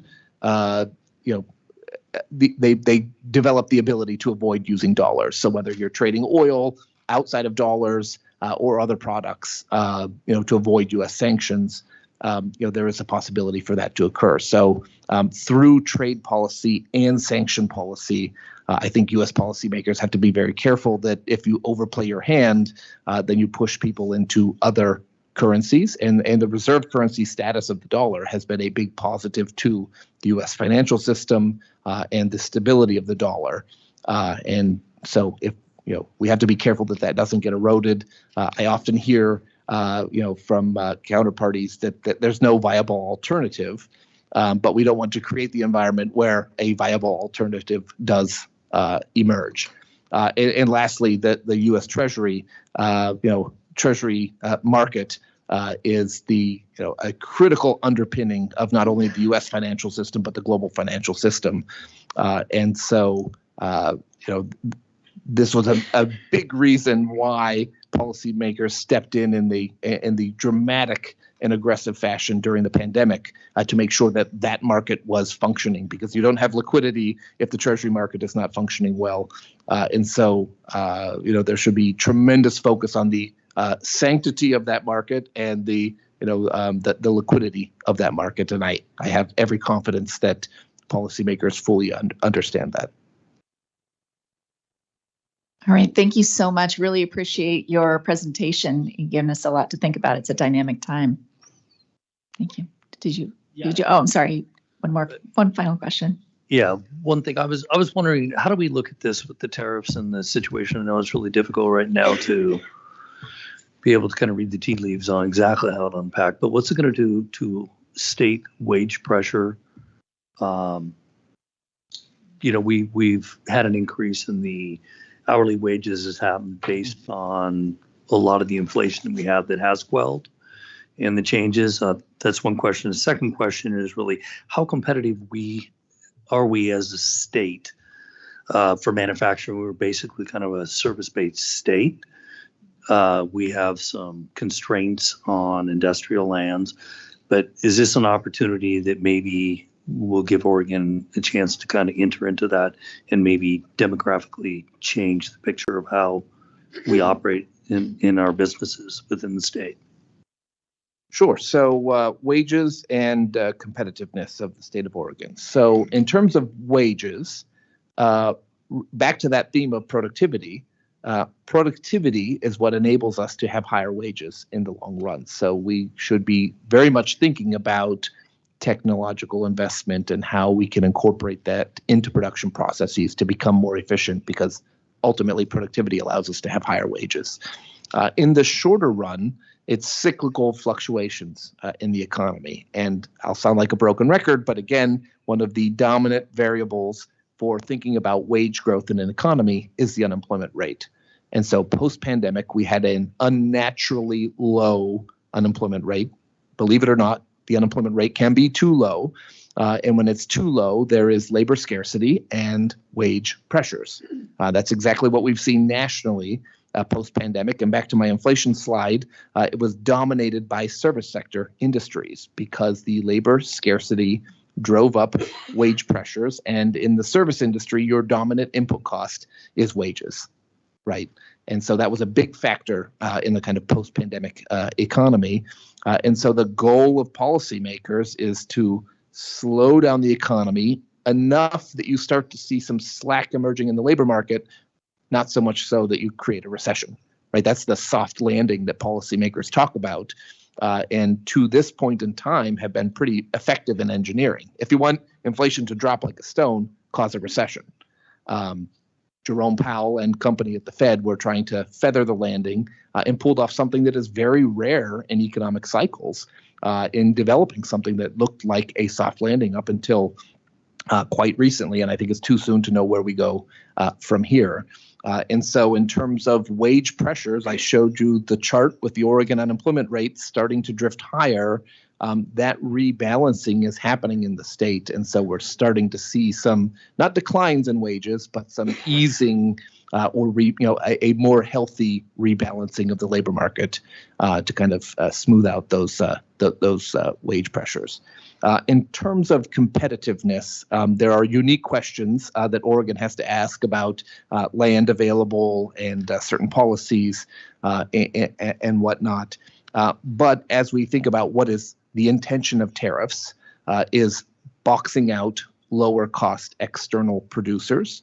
So nationally, there is an opportunity for states to compete for production to move back onto U.S. soil. And given the virtues in various states, maybe you're coastal and you have great ports, or maybe you have lots of mineral reserves or whatnot. Every state will be able to kind of sell their virtues to try to encourage that onshoring of economic activity. So I think in this environment, assuming financial markets stabilize, there's clarity of what the outlook will be, right? Uncertainty is a big issue. And if we just, you may not like the rules of the game, but at least if you know what the rules of the game are going forward as a CEO, CFO, or small business owner, right, then you can adopt your business model. So we need, step one is to get some stability and clarity on where things are going to ultimately be over the medium term. And then that gives businesses the opportunity to try to capitalize on the silver lining of tariffs. But again, the pain comes up front and the benefit comes in the longer run. Just as a footnote on that, since I brought up soft landing and Antoinette asked me to talk about stagflation versus soft landing and whatnot, stagflation is the combination of stagnation and inflation, right? Stagnation meaning the unemployment rate is going up. Inflation means rising prices. Well, typically you don't get them both at the same time, because if the economy is weakening, then price pressures fall with a little bit of a lag. There are brief moments in every cycle where stagflation gets to be the top headline in the financial press. Even going into COVID, there was a moment where the economy was stagnating, jobs were being lost, but it hadn't yet shown up in price pressures, right? Inflation is a lagging indicator. It really is telling you what was happening in the economy 1 year earlier, right? And so there will be a brief period where the economy is weakening and inflation hasn't come down yet, and everyone says, aha, stagflation, it's the 1970s all over again. My inclination, given the environment we're moving into, if you have weakness in the economy, weakness in the labor market, that will restrict consumers' ability to spend. And so consumer inflation only happens if households are willing to tolerate those price increases. If it is a weakening labor market, they will not tolerate those price increases. They'll substitute or avoid the purchases altogether. And so I am less convinced that it's stagflation we're heading into, but rather if we see an economic deterioration, ultimately that will bring the inflation pressures down as well. It's an open question, but that's my editorializing on. So what about if you take into consideration the tariffs themselves driving the price up, like you alluded to, that is a possibility that they may not be absorbed this time by the other countries or the manufacturers. And because of the current situation we're in, the economy tends to stagnate. That would cause that, correct? So that would cause it for an indeterminate amount of time. And so tariffs can be a one-time price shock. And the question is, does it just cause prices to go up once when they're initially instituted and then everything levels off? Or does it continue to generate inflation pressures in the economy? Again, an open question, but in the past, if we see an oil price shock, well, if oil goes from 50 to 100, right, in 1 year's time, if it still is at 100, then your inflation rate in that category went to 0. Right. And so that's how economists are grappling with, will there be a sustained environment where prices continue to go up, or if there's an economic deterioration, it would be more likely that would be kind of a one-time phenomenon. Open question, lots of debate on it, no right or wrong answer yet. All right, thank you so much. And I hate to do this, as I think you can tell, there are a lot of questions and curiosity given this dynamic environment that we're in. So thank you so much for spending the time with us today, giving us a lot to think about. And thanks for the great comments from the commission. So with that, I'll turn it over to Antoinette to introduce the budget. Girl, thank you. Thank you.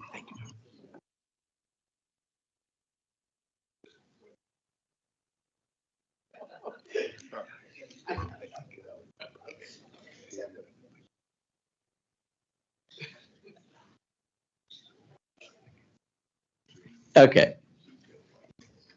I knew it if I let. Yeah, I'll go after you. All good. Listen, commissioners, thank you for your patience through that economic update. And it made me think about a couple of things. We probably may have an opportunity to provide more economic updates given this climate that we're in around uncertainty, right? And so we can, I think, stay fluid with the flow of information. So that was one thing, because I would have loved to continue that conversation and give you all a chance to really engage, I think, a little more deeply. And I think the second thing I appreciate is having the economists come in and just kind of set the stage, not only about what's happening globally and nationally and certainly close to home here in terms of our economy in Oregon, but it really helps us kind of solidify how we're thinking about bringing this budget forward to you all.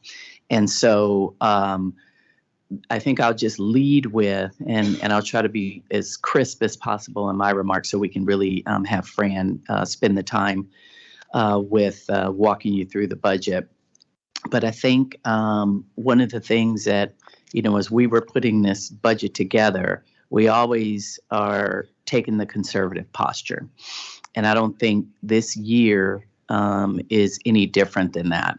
And just thinking about Carl's comments, we ultimately don't know if we're going to be heading into a recession or the degree higher probability of that when we get there, just like in prior disruptive markets. Is it going to be V-shape? Is it going to be U-shape? We certainly don't know. But I think the most important thing for you all to understand is just the discipline that we continue to bring to this budget process. So like prior years, we set out and do forecasts both on the general fund side and the aviation side. And with that forecast every year, we set pretty conservative targets that really set the stage and frame the budget for us. And so I think I want to just make sure that you all also understand, as we are thinking and shaping this budget around, I'll say, 3 key pillars, and that's really people, place, and purpose. We're staying true to some initiatives that we've been committed to in prior years, and that's going to really show up in the budget, or continues to show up in this budget, around the work that we're doing with T6 and the container operation. Dave, thank you for acknowledging the governor's support in the work that we're doing here. And we're just going to remain steadfast, really, in our commitment to make sure that we're doing everything that we can to run that business in a way to continue to provide access to global markets. I mean, that's what we're here to do. That certainly is our mission. And so we have a core team of people being led by Kimberly Branham. Very happy to have her here with us at the port to get us to a place where, with the support coming from the state, we'll just continue to move those efforts forward to have financial sustainability within our container operations and the marine business at large. I think on the PDX side, what the budget also reflects is just our continuous commitment to customer service, to having a fantastic employee experience, operational excellence, and it was spoken earlier about innovation, and our economists kind of touched on that as well, as we're keeping our eye on innovation. Again, can't say enough. Dave mentioned the Fast Company acknowledgement. That is huge, huge, huge in terms of being recognized as one of the most innovative companies. And so with that, in this budget is just a continuation of the great work I think we've been doing with the phase 2 of the PDX Next and the terminal expansion with TCOR. And so that also, when we look at operating and capital, that is reflected in the budget. Then I want to talk a little bit about, or just set the stage for you all to know that when it comes to our community engagement, we know when folks in the community think about the port, they immediately think about the airport. And we are much more complex and diverse and an economic contributor to this region. And so we have stepped back and just understood the importance of increasing our investment in the community, increasing our opportunities around key stakeholder engagement. And we just know from some research and some reports that we've done, economic impact studies and the like, that we have really set the stage for an opportunity to expand that outreach, so the community understands the depth and the breadth and the fullness of what we do here and what we deliver in terms of seaport and airport operations. Then I'll say, in terms of economic development, it was touched on earlier here today, the work we're doing at T2, very exciting. The first phase will be rolling out in terms of some site development there, the work we're going to be doing to have that housing and innovation campus delivered. We'll be continuing to work to shore our leases up there with Zog, one of our primary partners in that work. And so we just have to, as I think about the port's contribution and how we allocate resources, we just have to keep standing firm, standing tall, and doing the right thing because it's the right thing to do. And we certainly believe that our prioritization of investments within this budget absolutely represents that. And then I think the last thing we want you all to know in terms of where we're putting our money, right, in terms of the resource allocation, are people. And I really want to underscore this and certainly thank Commissioner Luther for your conversations and just an engagement around the importance of people first, right? And putting our people first. So you'll see in this budget also that we're making these investments around improving our learning culture, our leadership development, particularly at that, middle level. And under Myra's leadership, our HR team, excuse me, has put together a 3-year strategy to help us. This will be the first year of increasing our commitment and investments in that area, but just in making sure that our folks have the technical, the interpersonal skills, the management skills, all of that, again, aligned with where we are committed in terms of our guiding principles and our strategic objectives around people, place, and purpose.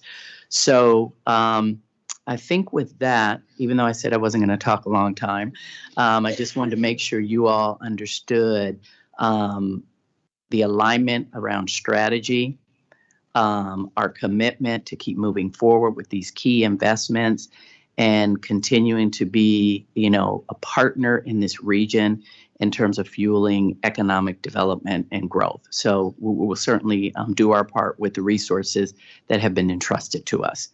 So with that, I'm going to turn it over to Fran. I probably should have said next slide, but I just talked through that first slide. So we can go that one, keep going.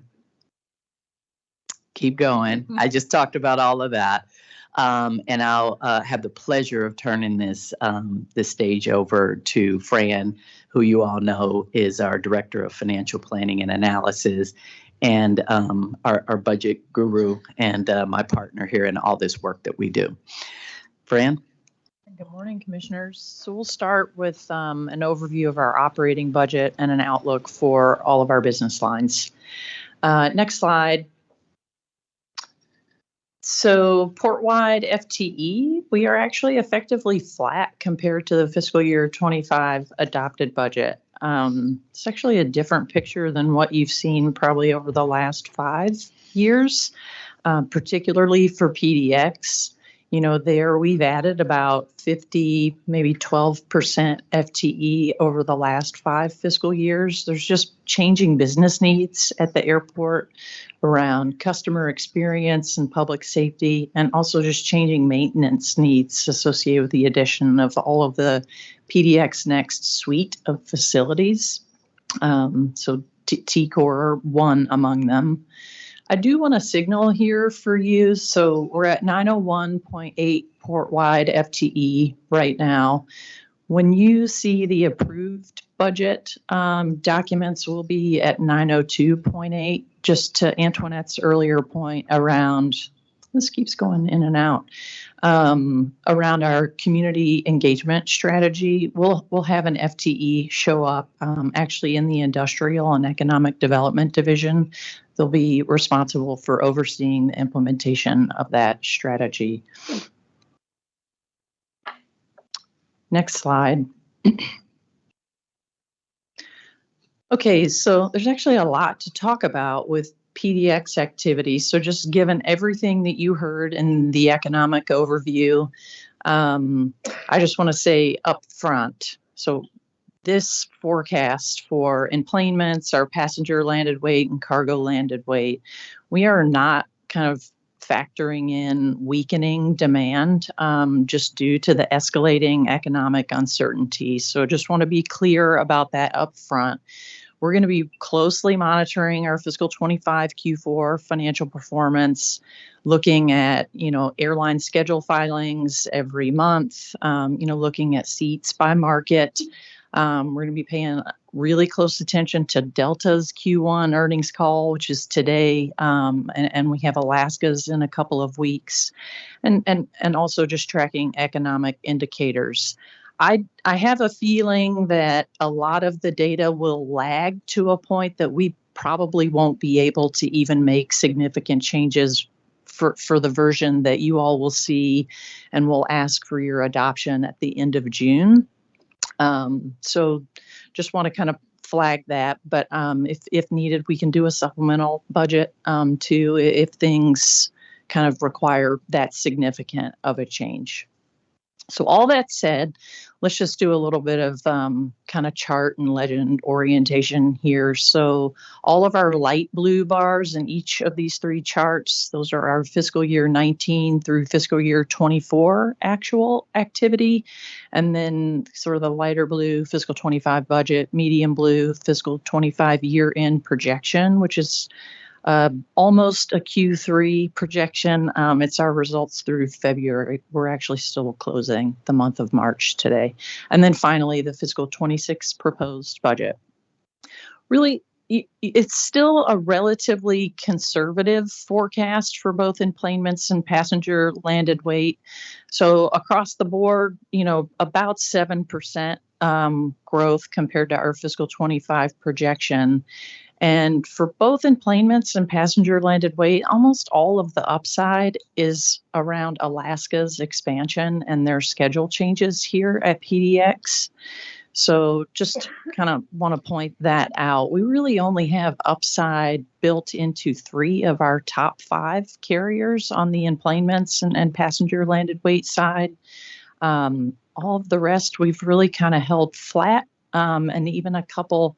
There's some minor contraction, and all of that is based on current schedule filing data we have, as of a couple of weeks ago anyway, putting this budget together. So it's measured growth. I think let's go ahead and go to the next slide unless folks have questions here. I just got a big agenda today. So our PDX financial summary, talk really about kind of our 3 financial metrics. So we have our airline cost center net requirement. Just to remind folks, that is what the airlines owe the port in the form of landing fees and terminal rents for all of our costs associated with operating the airfield and the terminal. So we're at almost 255 million.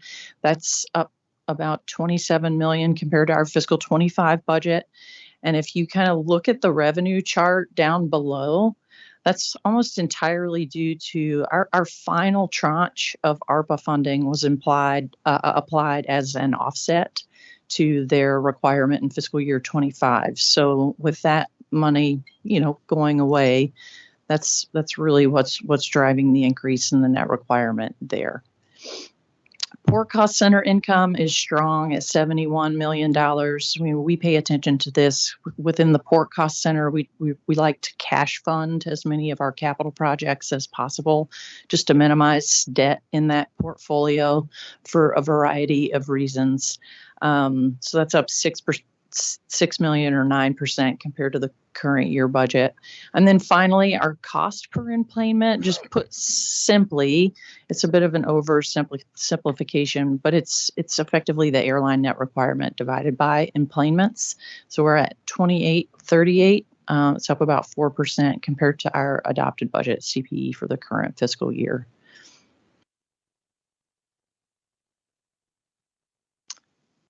Okay, marine activity. Again, same disclaimer that I made on the PDX activity slide. So we are not reflecting potential tariff impacts across our marine business in this budget. We don't have enough data to react to at this point. But generally speaking, and really quick, let's do some chart and legend orientation here. So light blue on each one of these charts is the 3-year average of fiscal year 22 through fiscal 24 actuals. And then same, 25 budget, year-end projection, and then our 26 budget. Really modest growth across all business lines compared to our current year-end projection, with the exception of grain, and even that it's relatively flat. I do want to remind y'all, there's not necessarily a one-to-one relationship between our marine volumes and our marine revenues. It's a little less than half of our marine revenues are actually volume dependent. All the rest of those revenue streams are really fixed based on facility and land leases. Next slide. General fund financial summary. So from left to right, just our operating revenues, operating expenses before depreciation, and then finally our operating income before depreciation. We are for fiscal year 26 at a loss of $4 million in the general fund. That's an improvement of a little bit more than $3 million, 43% compared to the fiscal 25 budget. There's a couple of reasons for that. So we've seen continued sustained OIBD improvement in really the core of our general fund business, which is our marine and industrial and economic development divisions. They generate most of our revenues. So we see OIBD improvement there as the teams really focus on maximizing existing kind of previously underused assets. So, Dave was talking about the face plant lease. That's one of those underused assets that's actually reflected in the fiscal 26 budget, which are new lease revenues, which, we did not have before. Also, just another, we have Portland Harbor spending for fiscal year 26. You see that it's actually decreasing compared to the current fiscal year. And that's really just primarily while we await allocation. Next slide. Next is capital budget. So next slide for the PDX capital program, 5-year CIP around $1.8 billion. For fiscal year 26, our total capital expenditures are just shy of $500 million. And obviously, the focus of our spend in fiscal 26 is just delivering on phase 2 of TCOR and completing that project. So that represents about 60% of the capital outlay in the 26 proposed budget. Next slide. General fund capital program. So 5-year CIP, $544 million. Our focus in fiscal year 26 should be no surprise, but Terminal 2, just continuing with the phase 1 site development costs for the T2 Housing Innovation Campus. That's about $19 million. About $13 million of that is grant funded in fiscal year 26. And then also just completing the T6 container yard pavement rehab and electrical improvements, which I think is also on the agenda today. And about $19 million of the $21 million or so in the fiscal 26 budget is grant funded. And then here's just the calendar. So this is our first step really in our public process on the budget. So we'll be back in front of you all in May to request approval to submit our budget to the Tax Supervising and Conservation Commission. They're our oversight body for ensuring we comply with Oregon budget law.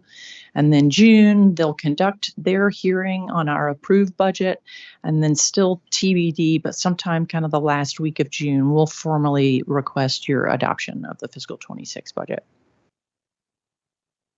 Questions? Any questions or comments from the commission?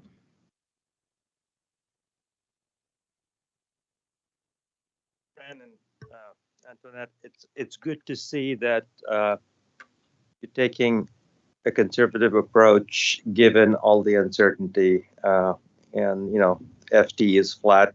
I'm sure that that's not the easiest thing for the organization right now as we open up the airport more and more services, etc.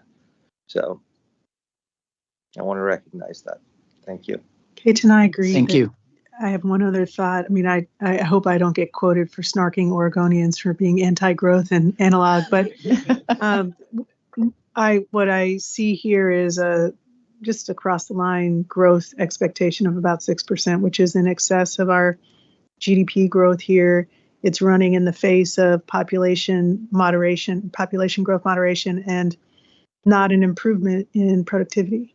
So what's really exciting here is that we are seeing pockets of excellence, of planning for the decline of the ARPA dollars and not being surprised by it. So I really appreciate this excellent work, and it's really exciting to see a public agency planning economic development and actually seeing the growth in the budget. So really appreciate the work. Yeah, thank you. And just to follow up on your comment about the tariffs aren't factored in, just a question if you could comment a little bit, Antoinette, about any internal scenario planning that you are doing as a team to run some scenarios on what that impact could be and how you would plan to address it. Thank you. No, thank you for the question. And excuse me, it really is just a core group of folks in the organization. It's the finance team. Mentioned earlier, Kimberly's team. We're working with public affairs. It just runs the gamut in terms of us sitting down, bringing our respective levels of expertise and understanding to the table to really ask, I think, the critical questions. So we started that work probably as soon as the new president came into office, and have just continued to refine playing this what if scenario and getting better understanding on each of the components and the implications to the economy, how that affects the airport side and the seaport side. So we have looked at, Fran talked about this just a little bit when she talked about our marine business and being able to isolate our fixed revenue and then really evaluate the volume dependent revenue. And we've run scenarios where we said, what happens if everything comes to a screeching halt? What are we left with? And then looking at the term structure of the business across the board, and then just one by one bringing back each line of business, each commodity, and understand what the financial impacts would be. So we've run analysis 9 ways to Sunday. What I will say is that even with all of that, and we've taken it to the extreme, looked at maybe a 50%, probability, 25% probability when you do all your decision tree. And we have to step back and say 2 things. Where do we stand from a liquidity perspective? And so I always say cash is king, and particularly in these times of uncertainty. So we're very solid on the liquidity side, at least from that standpoint, to be able to weather some duration if it was an extreme case. And I think the other side is we've been very, I think, smart about prioritizing, but we also understand how to come to this business really in a nimble way, just like we did in COVID. So we really do have kind of the framework and a blueprint if we needed to go back and say, what tools do we have to make sure that we're making the right financial decisions and being prudent so that we can continue to provide the services that the economy and our region needs.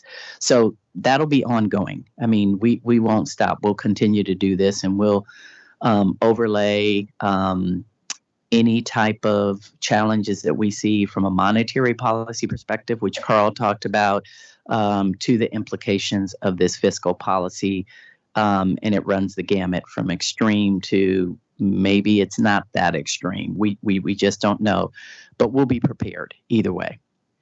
Thank you. I think that's really important to do the planning. Applaud you for that effort. I think we're all going to need to be agile. And then in the interest of time, I think we've got a number of other things we need to go to. We're going to do a little bit of a quick change artistry here to kind of gavel out and gavel in on some of this. So just make sure we're all good. Any other comments or questions? Okay. So we'll gavel out of this meeting and then gavel into a public hearing. Following, we'll open a public hearing to ask if there are anyone who wishes to comment on the port's proposed budget. And so the public hearing is open for comment.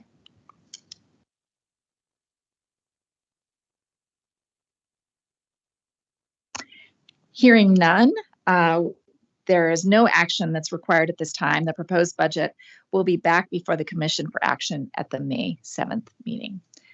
So with that, I will close this public hearing and come back into the main meeting. And with that, thank you, Antoinette and Fran. Appreciate it. Thank you. So we've had some great presentations, and we have a number of things to get through. So before us is a consent item, and I'd ask at this time if any commissioner wants a presentation of the consent item. Hearing none, I would say the title of the consent item is Central Receiving and Distribution Center Contract Amendment at the Portland International Airport. So with that, I'd call for a motion and second for approval of the executive director's recommendation. Any further discussion? All right, all in favor? Aye. Aye. Any opposed? All right, approved. Moving into the action items, I call Kimberly Branham to introduce the first agenda item. Kimberly. Thank you. Commissioners, it's good to see you. So for the record, Kimberly Branham, Chief Trade and Economic Development Officer, and I'm really pleased to be able to introduce this next item, which is the 3-year successor collective bargaining agreement with the District Council of Trade Unions, or DCTU, who represent 20 employees across 7 trades and support the maintenance of Terminals 4 and 6.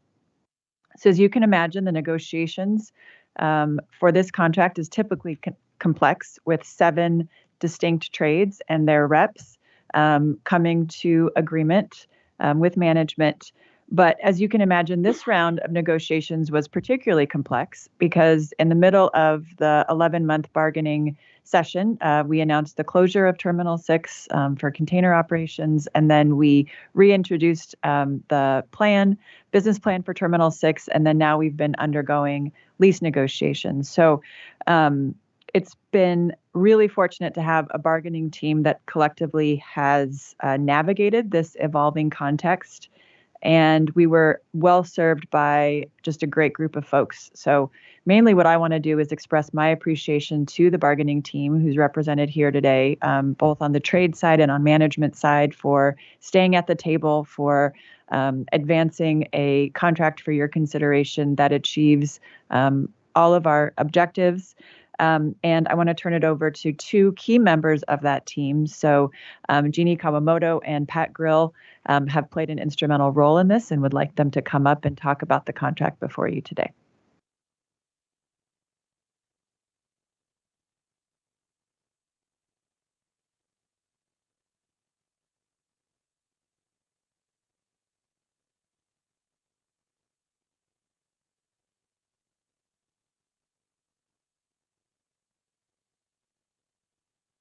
Senior manager of the marine maintenance. My role is to oversee and manage the marine maintenance team. As Kimberly shared, we have 7. We have 7 distinct trades. They include operators, laborers, carpenters, painters, boilermakers, electricians, and plumbers, and together they maintain our marine terminals and keep them in excellent working condition. Some of their tasks include fire system maintenance, fence repairs, HVAC servicing and repairs, catch basin maintenance, striping, and dock repairs, just to name a few. Starting in April of 2024 through March of 2025, the parties got together for 8 negotiation sessions and 1 mediation session. And then on March 6th, we reached a tentative agreement on a mediation proposal. On March 20th, the union confirmed that their members had ratified the agreement. Our primary goal going into the negotiations was to ensure that all trades and classifications were compensated at or near market rates, with a key focus on bringing the wage rates for the electricians and the laborers in line with their counterparts at PDX Maintenance.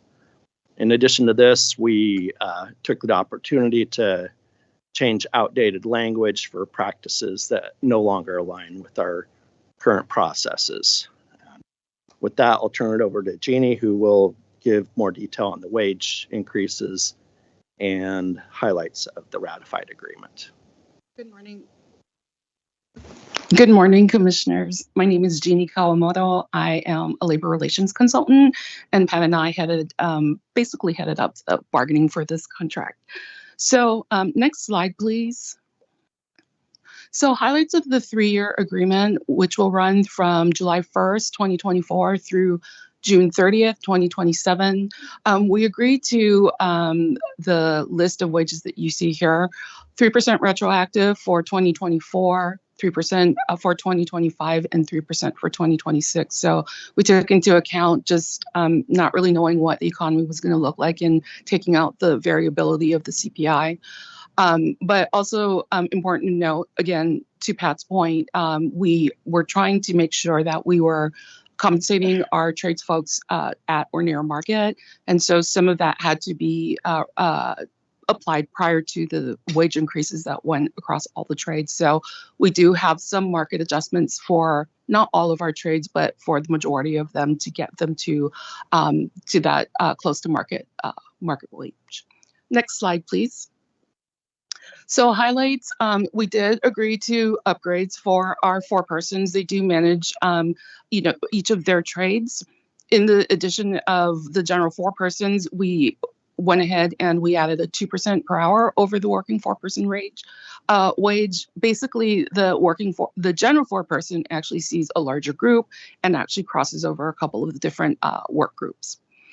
We also agreed to second shift 5% premium and a third shift 10% premium. This was particularly so that we could incentivize our electricians to do some overnight work or late night work, and they usually have a regular day shift schedule. And then in addition, we added 1 personal leave day, not necessarily a holiday, but something floating personal leave that they can use at any time. Next slide. We also allowed employees covered under this agreement to participate in the Port Sick Leave to Personal Leave Conversion Plan.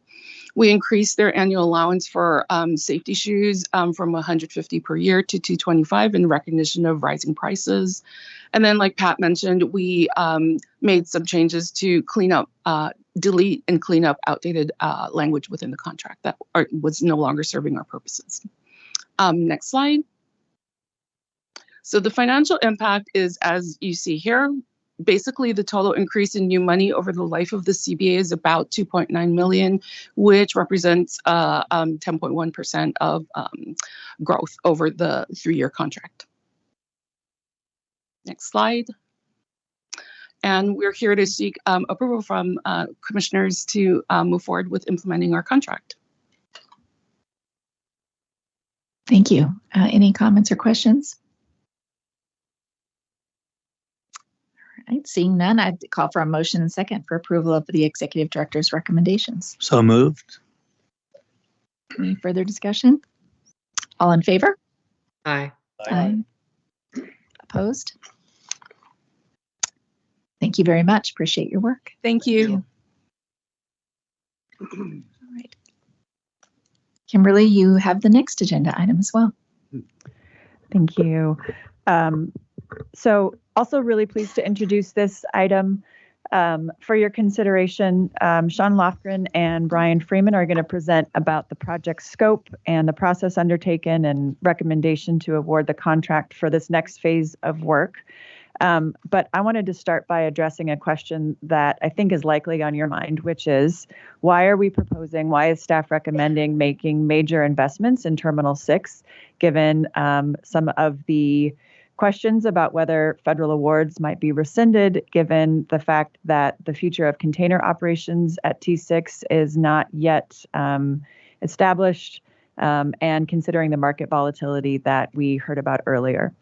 And so if we go to the next slide, I just want to speak to really directly why we think and why staff is making this recommendation. And there are three main reasons, and the 4 bullet points speak to these. But first, we absolutely need this infrastructure to enable safe and productive and efficient operations. We have electrical and lighting systems from the 1970s.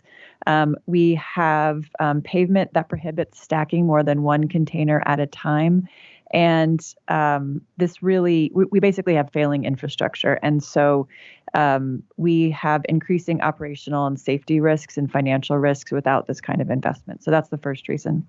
The second is that these improvements are critical for the movement of any goods, regardless of those kinds of goods. So when we put this proposal together, we were thinking and have put this investment into the model as we are considering the negotiations with Harbor for container operations. Without these resources, that would be really stressed, and this would definitely support effective operations, their effective operations in the future. But let's say worst case scenario, it all falls apart. We have to move. I feel like this is really going in and out. Can you hear me okay? Okay. We have to go to something that looks more like the Terminal 2 Mass Timber Housing and Innovation Center. At T2, we would so appreciate having this level of up-to-date electricity and systems and pavement. And so really, regardless of the future, these are really smart investments. And then the third part is we also know that resources that have been allocated by the federal government that are not being spent are more likely to be looked at as potentially not being needed. And so we collectively believe that it is prudent for us to make these investments. And we are leveraging almost on a 3-to-1 basis port funds with federal and state funds. So for those reasons, staff is excited to be moving this forward. Really appreciate the leadership of the development services team. Christina would be here, but is traveling right now. So happy to be presenting this on her behalf. And with that, we'll turn it over to the team. Sean, Brian, thank you. Thanks, Kimberly. Next slide, please. We're here today to request approval to award the public improvement contract to Kerr Contractors, Oregon, for berth 603 through 606 electrical, lighting, paving improvements in the amount of $15.4 million. Next slide, please. Just wanted to take a moment.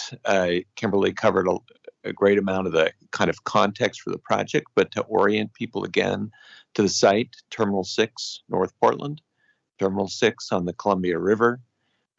It is a unique and strategic location for cargo, access to ships 100 miles from the ocean up the Columbia River, upriver barge traffic, 2 Class 1 railroads, truck access to I-5 and I-84. Again, for cargo, very much a strategic location. Next slide, please. What you see here is a kind of a view of all the different uses that are at T6. This is a 420-acre facility, meets an enormous range of different cargo-related uses, from auto, exports and imports, to break bulk, to the container terminal, moves an enormous range of different products from Oregon and from our region, whether that's agricultural products, could be grass seed, could be furniture. Again, huge diversity of products for Oregon businesses move through this. What you see on the slide depicted and outlined in yellow is the total project area. What is highlighted in orange is the phase 1 improvements. That's work that's currently underway and it's already been approved. And what you see in green is highlighting the phase 2 improvements. That's the agenda item we're here requesting approval for today. Next slide. A little bit of background kind of on the overall funding. I think what you see with this project is really a story of partnerships and a story of leverage. We only have limited resources. We had a project. Kimberly described electrical infrastructure at the terminal, and most of this infrastructure at this particular location dates to the early 1970s. It is absolutely failing. We had a focus on the electrical infrastructure upgrade that was going to occur. But when we looked at all the needs, we need so much more than that to be invested at T6. But we can only get part of the way there. We looked to match our funds through a Connect Oregon grant seeking the support of the state of Oregon.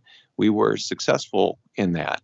And that strategy, again, we broadened it to see what we could do to leverage those port dollars with the state dollars to pursue a federal grant. We got that. That is the U.S. Maritime Administration PIDP grant that we got. So the combination of those resources amounts to a $42 million investment at T6, one of the most substantial investments we've made there in a long time. And again, I think it's an investment that doesn't only speak to today's needs, but really sets us up in a way that we're flexible to adapt and to adjust to whatever those challenges of the future might be. Brian will tell you a little bit more about the details of the project. John, next slide, please. This project that has the longest title name of any project we've had in a while, has two major elements. The pavement rehab is this first piece where we do the mill and inlay in the throughways between. And then we're doing an overlay at berth 606. Next slide. There. Now we get into the electrical upgrades. We are replacing all of the high mass lightings in this location with new LED lighting. It's high pressure sodium, so this is a much better, higher efficiency lighting system. We're also adding a new pole there at 606 to improve the lighting conditions under low light, so it'll be a safer operation. We're replacing the substation and some medium voltage as well. As he said, the lines are from the early 70s, and Kimberly said as well. And some of them have been catching on fire. They've reached their useful life. And then next slide. Here is the program schedule. As we talked about phase one, wanted to make sure that you saw that those are overlapping. And we went through the design in the fall and into the early part of this year. And the red diamond is where we are today for the approval of this contract. Next slide. Here is the budget. The contract at 15.4 million. We're at 2 million for the contingency, which is just over, it's 10.1% of the budget, which is reasonable for this project and the conditions. The small business program did a great job evaluating the NAICS codes and the work types to come up with a goal of 11.3%. It's a very thorough review. The contractor proposal beat that by 11.32%. So it shows that the industry is coming together and there's alignment with how many firms are out there and how much work is going on. I felt pretty good with that. And next slide. Again, we approve the executive director's recommendation. Thank you so much. Really always am impressed with the resourcefulness with the dollars and creativeness to find funding from various places. It really is a multiplier in terms of the impact of the port. So thank you for that. Any questions or comments? Right, hearing none, is there a motion to approve the project? So moved. Second. Thank you. All in favor? Aye. Aye. Any opposed? Congratulations. Thank you so much. Thank you.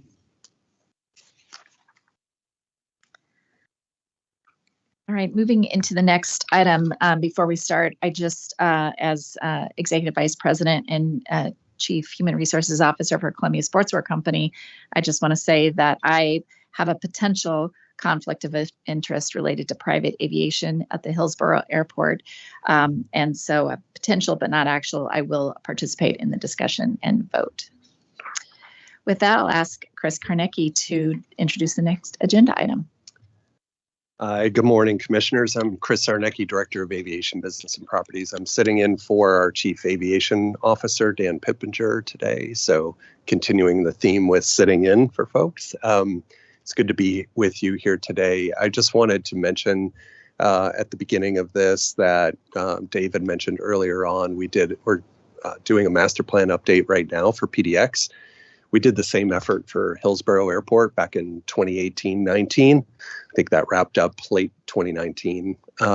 And so this development is consistent with the master plan that was done back in that time frame, and is part of our overall effort to make Hillsborough economically self-sustaining. So this is also the first development on airport in major development in about 10 years, and represents about $45 million of investment by our business partners. So with that, Steve Winkle is here to walk you through it.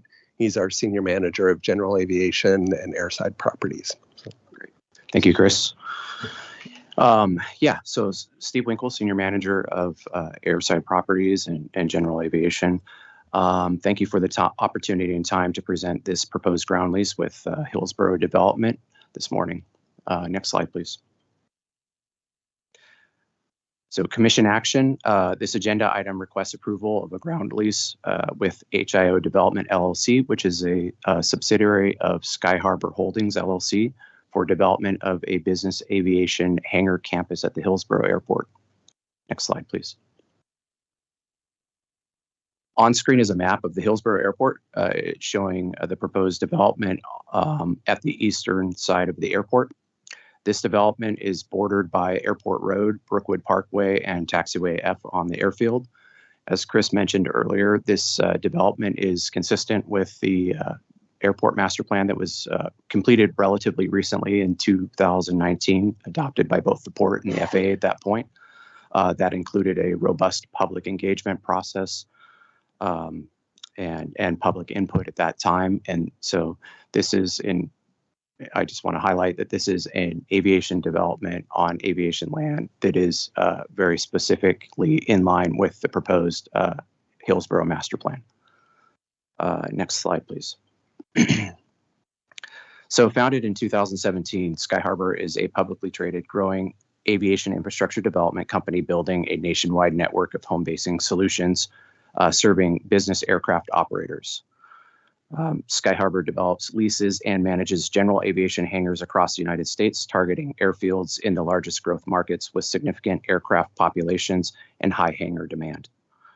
Sky Harbor is currently operating or in development at 16 airports in 12 states. This will be their third development on the West Coast and their very first development in the Pacific Northwest.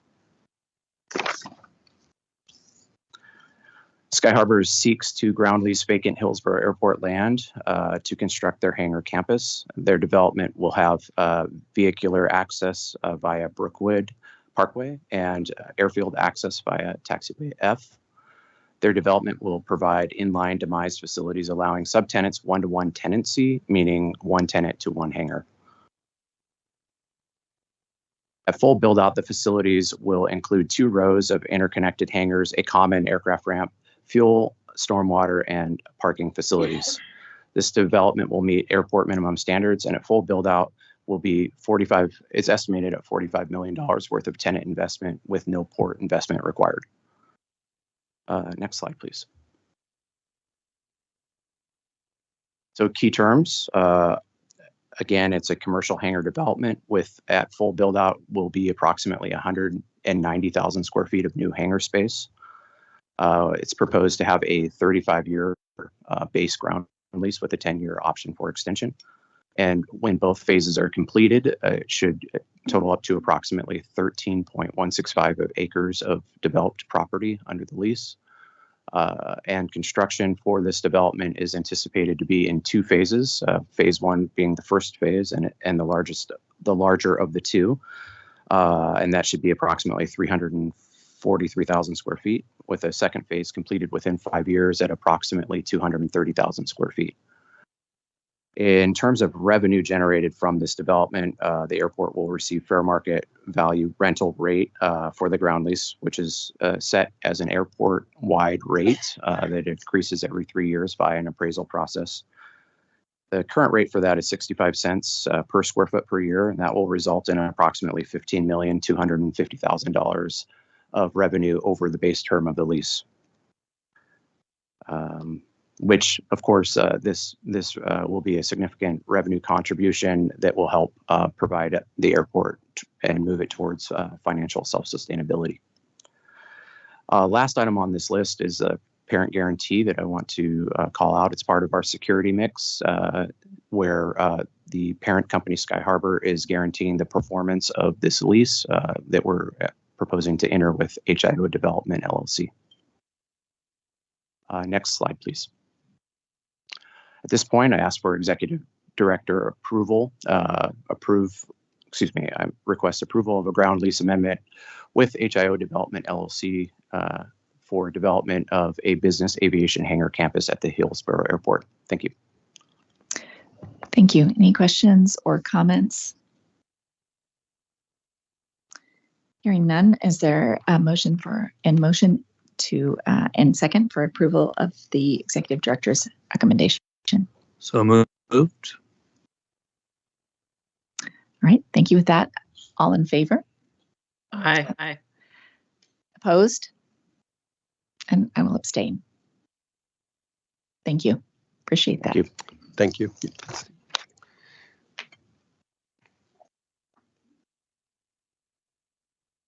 Yep. Chris will introduce the next item. The next one and the last one here. Just want to introduce this one as our request to approve to award a 5-year contract to Covenant Aviation Security for security services at PDX. The one thing I'll say here about this before Ethan goes into all the detail, it's so key for all of us when the leadership team at PDX talks about what's most important, and we talk about the experience of our customers, the experience of our employees. The folks that impact that are the folks who are working at the airport, right? That are in the terminal every day, our concession partners, airline partners, our police force, first responders, and these folks as well that do a lot of third-party contract services for us on security. And it's really important that we have a strong, stable workforce because that helps contribute to the excellence in service at PDX. So with that, I'll just turn it over to Ethan. He can walk you through the details. Right. Thank you, Chris. Look at that bright-eyed young chap. That's an old picture. Well, thank you very much. I appreciate the time here today. I think it's the first opportunity I've had to speak to you all. So as Chris mentioned, I'm Ethan Barsk, Senior Manager of the Aviation Security Department for PDX. And we're coming to you today, as Chris mentioned, for approval to award a 5-year security services contract to Covenant Aviation Security. It'll be in the amount of approximately $24.7 million. Next slide. Before I get into this, just mention that this is replacing an existing contract that we have now, an existing 5-year contract that is set to expire this year. Before I provide any more details on that, just some information and context on the scope of what these services are and what this contract entails. So this contract provides workforce, a security workforce, to perform a variety of functions at PDX that are either regulated by TSA or in support of maintaining the security at the airport. Some examples are listed there. They will perform employee security screening for us. TSA recently, within the last few years, instituted a mandate for a certain level of random employee screening to occur. These officers will staff airfield vehicle security checkpoints and construction checkpoints on the airfield. They're currently staffing our terminal exit lane through the completion of phase 2. I think you're all familiar with the Grand Central exit path that exists right now in between the stadium stairs. That'll be going away with phase 2, but they're staffing that now. They also support CBP and the FIS during international flight operations and staffing access points in that area.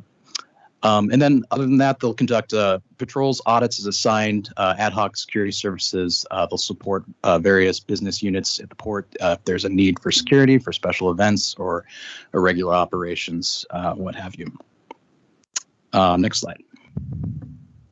One thing of note, this round of RFP and selection for this contract was somewhat unique, is that we're going to have a pretty dramatic change in the scope of what this contract has historically entailed over the last 10, 15 years. Mid to late 2026, PDX is going to be instituting a 24/7 full employee screening program. And what that means is employees will be going through a level of screening every time they pass from the public side to the restricted side of the airport. That's not the case today. This is a decision the airport has made several years ago. We've been on this path for a long time. We've decided it's the right thing to do for a variety of reasons. Namely, there will likely be more pressure for airports in the United States to institute these programs in the coming years. So this new contract will be staffing those 2 checkpoints that are going to be spooling up in FY27. And you'll see here in a subsequent slide where those are at. Next slide. Staffing locations, exterior on the airfields, just some examples of where you'll find these folks. The 2 primary spots are the North Midfield and South Midfield checkpoints. Those are the entrances to the secured area surrounding the terminal on the Vehicle Service Road. I already mentioned the CBP Federal Inspection Station, currently staffing a T-Core Hull Road security checkpoint, and then they'll staff various construction gates as needed if there's a need to expedite the flow of construction traffic through those gates without having to badge through every time. Next slide, please. Inside the terminal, some of the primary spots, I mentioned the concourse exit lane through early 26, and then late 2026, we'll be standing up those 2 full employee screening checkpoints on the north and south sides of the terminal. All right, next slide. All right, we'll talk a little bit about where we're at right now in the evaluation and selection process. I mentioned we do have a current contract in place that began in 2021. It is set to expire at the end of this year. We initially thought employee screening was going to be coming online sooner, so we elected to start the solicitation and selection process a bit early. And we issued an RFP in October of last year. We got a good response. We received proposals from 9 different firms, which we were very pleased to see. And then you'll see kind of an overview of the evaluation criteria there. That was part of the RFP, standard port boilerplate criteria, but you see the percentages there. We focused heavily on qualifications, project approach, and of course, shared prosperity. Other things I'll mention outside of that we were looking for, we were really looking for an established security provider with strong proven experience and a record of quality success in aviation security at airports.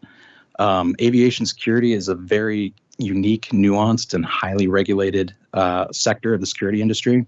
So we wanted a provider with, primary or sole focus on aviation security. Additionally, we're looking for a firm who demonstrated a clear commitment to investment in its staff.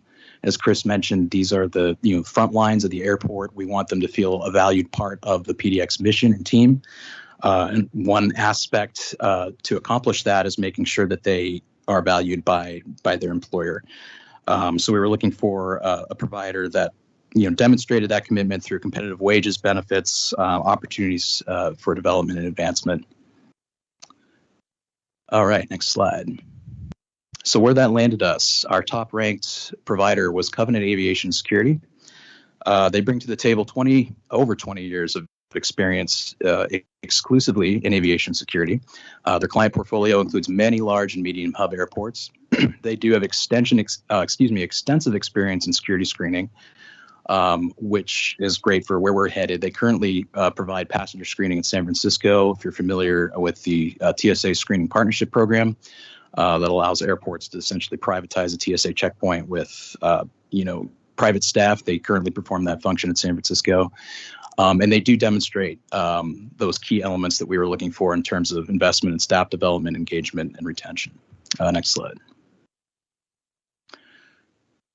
To that end, some examples of that, their high retention of staff is demonstrated throughout their portfolio. Their turnover rates are below the security industry average, which tends to be high, but they are below that.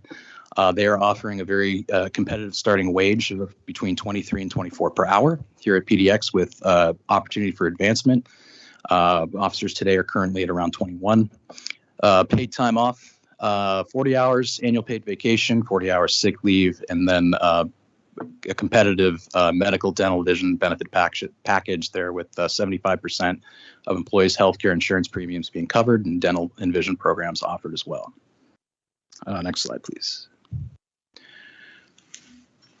Shared prosperity, again, a heavy focus on our selection. In the RFP, we established a 20% aspirational small business participation goal. They are intending to meet that, which is fantastic. They do have an intended subcontractor lined up that is certified, as you see on the slide there. So we are excited to work with that firm as a sub to this contract. And then some examples of staff development opportunities, some stats across their portfolio. 90% of their site management teams are promoted from within. 75% of those management teams are minorities or women or other protected classes. Environmental sustainability, just an example, they went out of their way to call out some of their company's efforts to align with the port's mission in that area as well. One example's listed there. They do intend to use hybrid electric vehicles for the vehicles they are going to be bringing onto the airfield. Next slide. Quick look at the anticipated contract spend over the 5-year term. As I mentioned at the front, we're looking at about $24.7 million over 5 years, highlighting that 20% SBE goal. That equates to $4.9 million approximately allocated to that sub. And I will note this is an on-call contract, right? And things change and vary from year to year. This reflects an estimated spend based on the required and known officer allocations that we'll have to staff and remain in compliance with TSA regulations. But this could fluctuate as we go. But this is a pretty good estimate of what we'll be allocating to this contract over the next 5 years. Next slide. And that brings me to the end. So yeah, we're looking for approval of the executive director's recommendation to award a security services contract to Covenant in the amount of $24.7 million over a term of 5 years. Thank you very much. Thank you so much for your presentation. Appreciate it. Any questions or comments? All right, with that, I'd call for a motion to approve. So moved. Second. All right, all in favor? Aye. Aye. Any opposed? Great, congratulations. thank you. And with that, we are done. Thanks for hanging in there with us. Appreciate it. Adjourned.